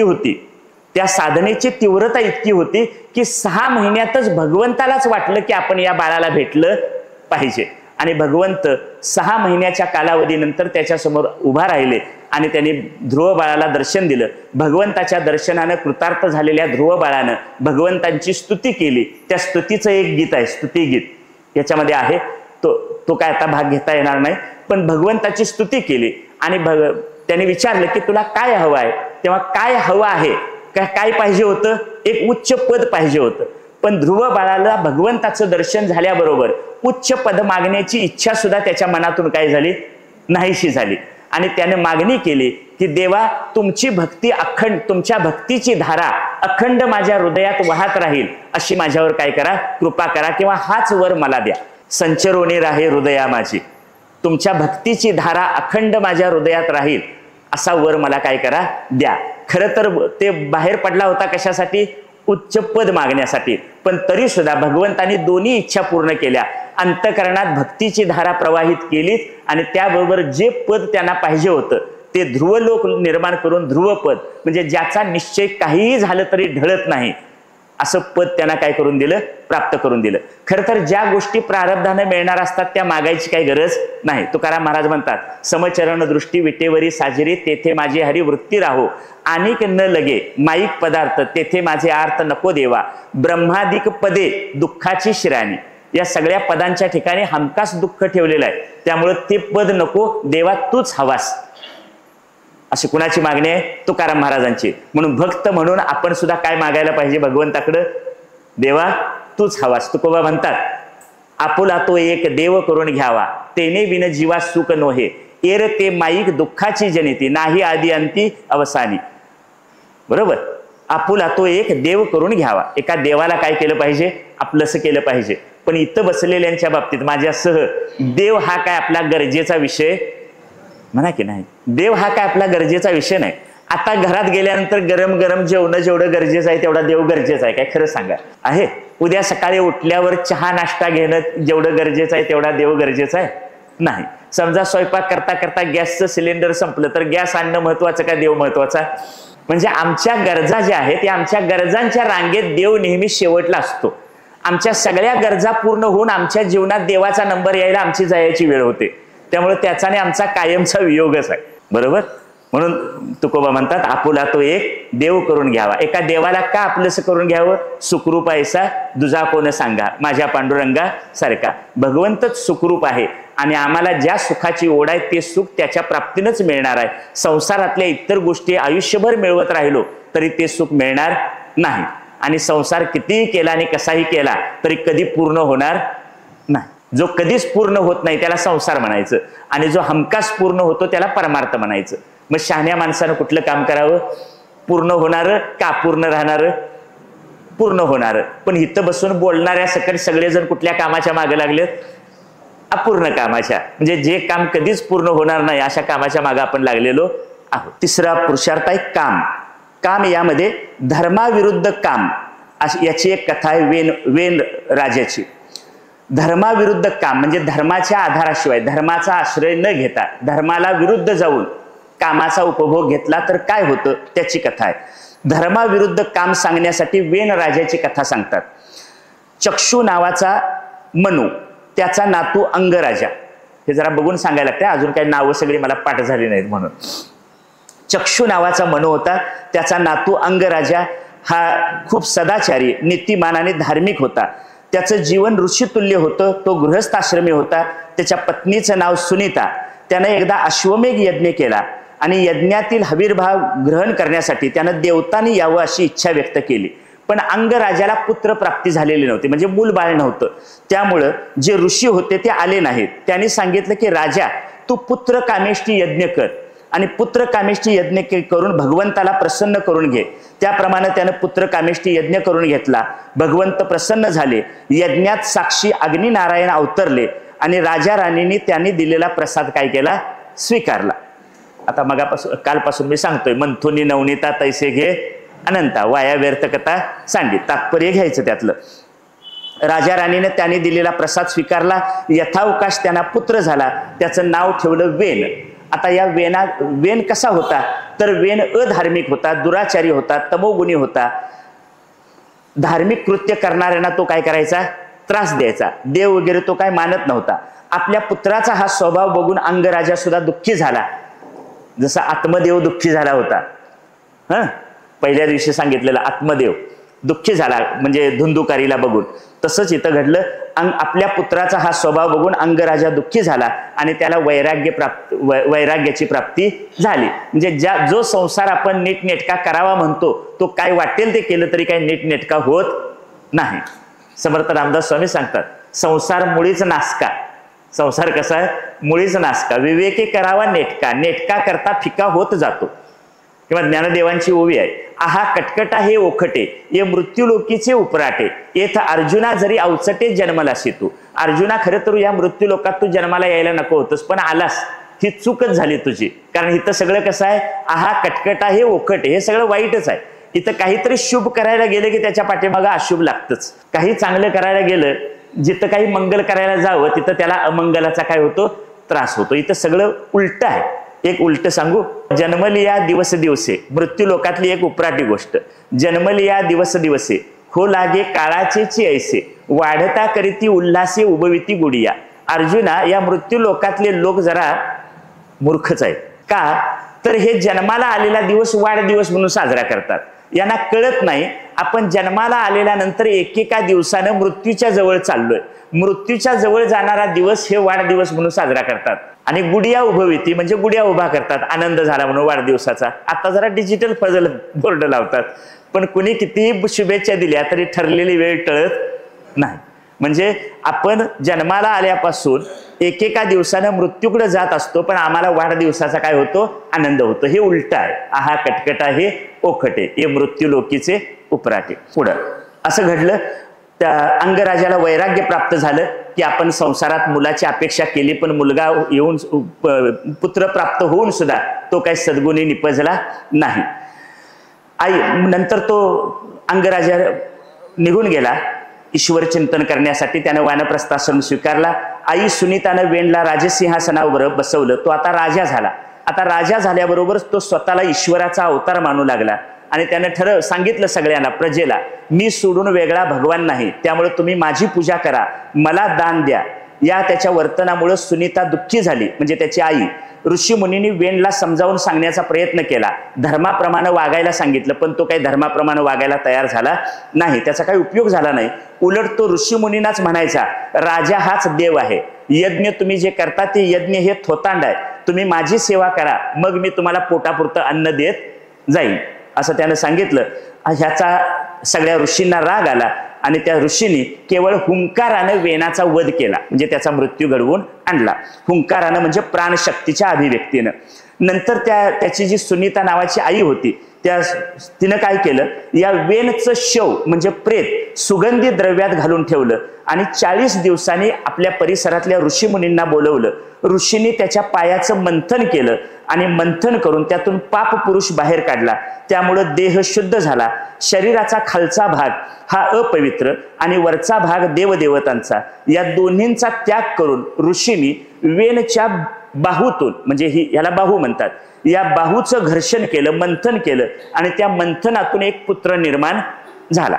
एकच टिप्पणी सांगतो तुम्हाला. आता ह्याच्यात बऱ्याच वेळी असं येणार आहे, मगाशी आलं ब्रह्मदेवाच्या नाकातून काय झाला? वराह अवतार झाला. आता इथं काय सांगितलं? त्याच्या बाहूचं मंथन केलं आणि त्याच्यातून पुत्र निर्मिती झाली. शंकर अभ्यंकर म्हणून भागवताचे एक मोठे अभ्यासक आहेत, त्यांनी याचा अर्थ सांगताना असं सांगितलंय की काल आपण जे विराट पुरुषाचं वर्णन केलं, विराट पुरुषाचं वर्णन केलं. समजा एक जगाचा नकाशा समोर ठेवा, त्या जगाच्या नकाशावर एका माणसाचं चित्र, माणूस उभा राहिलाय असं डोळ्यासमोर आणा. आता नाकातून त्याचा जन्म झाला, याचा अर्थ नाकाचा भाग ज्या प्रदेशात येईल तिथं त्यांचा काय झाला? जन्म झाला, तिथं त्यांनी अवतार घेतला, असा त्याचा अर्थ. आता हे बाहू म्हणजे असा हात पसरला, तर हाताचा भाग नकाशातल्या ज्या भूप्रदेशावर येईल तिथं त्यांनी काय घेतला? अवतार घेतला, असा त्याचा काय होतो? अर्थ. असं त्यांनी त्याचा लक्षार्थ सांगितला.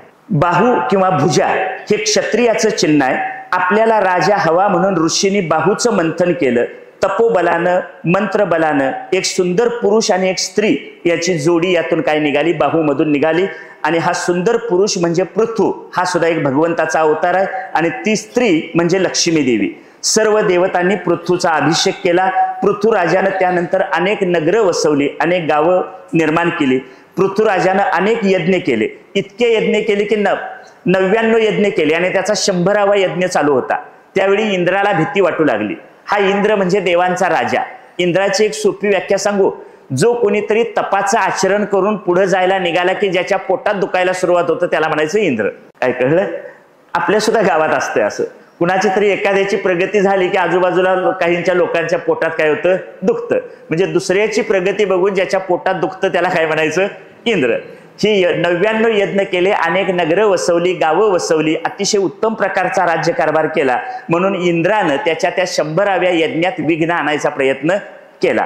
तेव्हा पृथ्वीराजा त्याला मारायला धावला, पण ब्रह्मदेवानं त्यांना अडवलं आणि इकडे भगवान नारायण इंद्राला पकडून घेऊन आले. 99 यज्ञ पूर्ण झाले होते, 100वा यज्ञ अपूर्ण राहिला तरी सुद्धा भगवंत प्रगट झाले. पृथ्वीराजानं भगवंताकडे एक मागणी केली. भगवंत प्रसन्न झाले आणि पृथ्वीराजाला त्यांनी विचारलं, काय पाहिजे तुला ते माग. पृथ्वीराजा हा अर्चन भक्तीचा आदर्श मानला जातो. या पृथ्वीराजानं केलेल्या अर्चन भक्तीनं भगवंत प्रसन्न झाले आणि त्यांनी विचारलं की तुला काय हवं. तेव्हा पृथ्वीराजाची मागणी अशी होती की काही ग्रंथांमध्ये म्हटलंय मला 1 कोटी कान द्या, काही ग्रंथांमध्ये म्हटलंय भागवताच्यात मला 1000 कान द्या. कशाची मागणी केली? कानाची मागणी केली. आता आपल्याला किती कान आहेत? 2. त्यांनी 1000 कानाची मागणी केली. याचा अर्थ काय? 1000 कानाची शक्ती कुठे येऊ दे? माझ्या कानात येऊ दे. आणि 1 कोटी कान मागितले हे जरी प्रमाण मांडलं तरी 1 कोटी कानांची शक्ती कुठे येऊ दे? माझ्या या 2 कानांमध्ये येऊ दे. कशासाठी? भगवंताच्या लीला गुण कीर्तन ऐकण्यासाठी. आता कळलं? त्यांनी कानाची मागणी कशा केली? भगवंताच्या लीला चरित्र गुण यांचं श्रवण करावं यासाठी कानाची मागणी केली. भगवंताने पृथ्वीराजाची इच्छा पूर्ण केली. तो कुठेही गेला तरी भगवंताची आठवण त्याला सतत राहत होती. राजा म्हणून पृथ्वीराजानं सगळी कर्तव्य पार पाडली. त्यानंतर एकदा पृथ्वीराजाकडे सनत कुमार आले. मगाशी जे 4 नावं सांगितली होती ते सनत कुमार आले. पृथ्वीराजानं त्यांचं स्वागत केलं. आणि पृथ्वीराजानं सनत कुमारांना आपला परमार्थाचा मार्ग विचारला किंवा श्रेयसाचा मार्ग विचारला. श्रेयस आणि प्रेयस. आता श्रेयसाचा मार्ग विचारला म्हणजे ज्याच्यात आपल्या जीवनाचं कल्याण होतं, असं आपल्या जीवनाचं कल्याण करणारा मार्ग कोणता? आणि त्याचं सनत कुमाराने उत्तर दिलं, सत्संग. काय करा? सत्संग करा. सत्संगामध्ये विवेक प्राप्त होतो, सत्संगामध्ये भक्ती ज्ञान वैराग्याची प्राप्ती होते आणि काय होतं? आपल्या जीवनाचं कल्याण होतं. सत्संगात राहणं हेच आपल्या जीवनाचं कल्याण करण्याचा मार्ग आहे असं त्याने उत्तर दिलं. नंतर पृथूनं सनत कुमारांची प्रार्थना केली. ती प्रार्थना एका श्लोकात आहे इथं. तो श्लोक इथं सांगितलाय, जो भागवतातला एकच श्लोक पंचदशी नावाच्या शास्त्र ग्रंथामध्ये समाविष्ट केलेला आहे. तो श्लोक असा आहे, प्राणा दारा सुता ब्रह्मन गृहाश्च सपरिच्छदाः राज्यम बलम महिकोश इति सर्वम निवेदितम. मी पृथ्वीराजा म्हणतो या श्लोकात, मी माझं शरीर, प्राण, घर, परिवार, नातेवाईक, सैन्य, धनधान्य आपल्या चरणी समर्पित करीत आहे. राजा पृथूनं आपलं सर्वस्व सनत कुमारांना अर्पण करून टाकलं. म्हणजे जे जे आपलं सगळं आहे ते कुणाला देऊन टाकलं? त्या सनत कुमारांना देऊन टाकलं. त्यानंतर पृथ्वीराजानं अनेक वर्ष राज्य केलं. त्याला नंतर वैराग्य प्राप्त झालं. त्याचा धर्म भक्तीत परिणत झाला, त्याचा अर्थ भक्तीत परिणत झाला. राजा पृथूला वैभव प्राप्त झालं. म्हणजे त्याची त्याच्या अंतःकरणात निष्काम भक्ती निर्माण झाली. आणि ही निष्काम भक्ती निर्माण झाल्यानंतर एक दिवस ते घर सोडून बाहेर पडले. याचा अर्थ त्यांनी संन्यास घेतला आणि ध्यानाद्वारे त्यांनी ज्ञान प्राप्त करून घेतलं आणि देहाचा त्याग केला. ही कामाच्या संदर्भानं 2 कथा आल्या. एक धर्माविरुद्ध काम वेन राजाचं चरित्र आणि धर्मानुकूल काम हे पृथ्वीराजाचं चरित्र. आता शेवटची एक कथा आहे मोक्ष या संदर्भात. ही एक काल्पनिक आख्यान आहे, पुरुरंजन आख्यान असं म्हणतात त्याला. हे देवर्षी नारदांनी हे रूपक सांगितलंय. त्याचं नाव एक राजा आहे, त्याचं नाव पुरंजन. पुरंजन नावाचा एक राजा होता. अविज्ञात नावाचा त्याचा एक मित्र होता. राजाचं नाव पुरंजन, त्याचा एक मित्र आहे अविज्ञात. हा राजा नगर वसवायला पृथ्वीवर फिरत होता. म्हणजे आपण एखादं नगर कुठं स्थापन करावं यासाठी फिरत होता. असं फिरत असताना त्याला 9 दारं असलेली एक नगरी दिसली. ह्याचं लक्षार्थ मी नंतर पुढे सांगतो. 9 दारं असलेली एक नगरी दिसली. तिथे एक सुंदर स्त्री आली. तिच्याबरोबर 10 सख्या म्हणजे तिच्या 10 मैत्रिणी होत्या आणि 5 फण्यांचा एक सर्प होता. तो तिचं रक्षण करीत होता. राजा पुरंजन हा त्या स्त्रीवर मोहित झाला. राजा पुरंजन त्या स्त्रीवर काय झाला? मोहित झाला. तो तिला म्हणाला, तू कोण आहेस, कुठून आलीस असं विचारू लागला. तेव्हा ती सुंदर स्त्री म्हणाली, मला इतर काय माहित नाही, ते बाकीचं काही विचारू नकोस, तू माझ्या बरोबर चल आणि गृहस्थ आश्रमाचं सुख भोग. याचा अर्थ काय? तू माझ्या बरोबर विवाह कर असं तिला सांगितल्याबरोबर राजाने तिचा स्वीकार केला आणि तो पूर्णपणे त्या सुंदर स्त्रीच्या आहारी गेला. तिच्यात तो इतका आसक्त झाला की कालांतरानं तो म्हातारा झाला. म्हातारपणातली अनेक आजारपणं त्याच्यावर आली. त्याच काळात शेजारच्या एका राजानं त्याच्या नगरावर आक्रमण केलं आणि सगळं नगर जाळून टाकलं. नगर जाळून टाकत असताना या राजा आणि त्याची पत्नी सुद्धा त्याच्यामध्ये काय झाली? जळून गेली. आता पुढे काय झालं? आपल्या पत्नीचाच सतत विचार करत त्याचा मृत्यू झाल्यामुळं त्याला पुढचा जन्म स्त्रीचा मिळाला. अंतिमती सागती. याचा अर्थ मृत्यूच्या शेवटच्या क्षणी जो विचार डोक्यात असेल त्याप्रमाणे पुढचा काय होतो? जन्म मिळतो. मग तो कुणावर आसक्त झाला होता? त्या आपल्या सुंदर पत्नीवर, स्त्रीवर आसक्त होता. त्यामुळे तिचा विचार करत त्याचा मृत्यू झाला. त्यामुळे त्याला पुढचा जन्म कुठला मिळाला? स्त्रीचा. आता पुढे म्हणतात, पुरंजन स्त्रीमध्ये आसक्त झाल्यामुळं तो स्त्री झाला आणि पांड्य देशाचा राजा मलयध्वज याच्याशी त्याचा विवाह झाला. म्हणजे आता पूर्वी होता राजा, आता दुसऱ्या ह्याच्यात तो स्त्री झाला आणि त्याचं लग्न दुसऱ्या एका राजाशी झालं. तो मलयध्वज भगवत भक्त होता. मुलं मोठी झाल्यावर तो तप करायला निघून गेला. तत्वज्ञान प्राप्त झाल्यामुळे त्याचा देहपात झाला. आता त्याची पत्नी म्हणजे पूर्वीचा कोण? पुरंजन. हिला आपल्या पतीनं म्हणजे मलयध्वजानं केलेला शरीर त्याग कळला नाही. कळल्यानंतर ती रडायला लागली. तेव्हा तो अविज्ञात नावाचा जो पूर्वजन्मीचा मित्र होता तो तिथं आला आणि तिला समजावू लागला की ज्याच्यासाठी तू रडत आहेस तो पुरुष कोण आहे हे तुला माहिती आहे का? तू मला ओळखलंस का? आपण दोघं बरोबर निघालो होतो. म्हणजे त्या अविज्ञात नावाच्या मित्रानं त्याला काय केलं? पूर्वजन्माची स्मृती करून देण्याचा प्रयत्न केला. आपण दोघं बरोबर निघालो होतो. एका स्त्रीला पाहून तू आसक्त झालास आणि मला विसरलास. अशा प्रकारे अविज्ञाताने त्या पुरंजनास स्त्री रूपातला मागचा पुरंजन त्याला काय केलं? आपल्या स्वरूपाची आठवण करून दिली आणि त्याचं दुःख दूर केलं. त्याला काय समजावून सांगितलं? त्याला सांगितलं, वास्तविक तू स्त्री नाहीस आणि वास्तविक तू पुरुष नाहीस. मागच्या जन्मात तुला पुरुषाचा देह होता, पण आत्ताच्या जन्मात तुला कुठला देह आहे? स्त्रीचा. पण खरोखर तुझं स्वरूप काय आहे? तू स्त्रीही नाहीस, तू पुरुषही नाहीस, तू आत्मरूप आहेस. तू कोण आहेस? आत्मा आहेस. तू शुद्ध चैतन्य स्वरूप आहेस हे त्याला समजावून दिलं. आता ही नारद मुनींनी केलेलं काल्पनिक रूपक आहे. त्या कथेचं तात्पर्य सांगतात नारद मुनीच. मानव देह म्हणजे 9 दारं असलेली नगरी म्हणजे आपलं माणसाचं शरीर. काय म्हटलं कळलं तुम्हाला? 9 दारं. आपल्या शरीराला काय आहेत? 9 दारं आहेत. या 9 दारातून या शरीरातल्या अनेक टाकाऊ पदार्थ काय होत असतात? बाहेर जात असतात. म्हणून मानव देह ही 9 दारं असलेली नगरी आहे.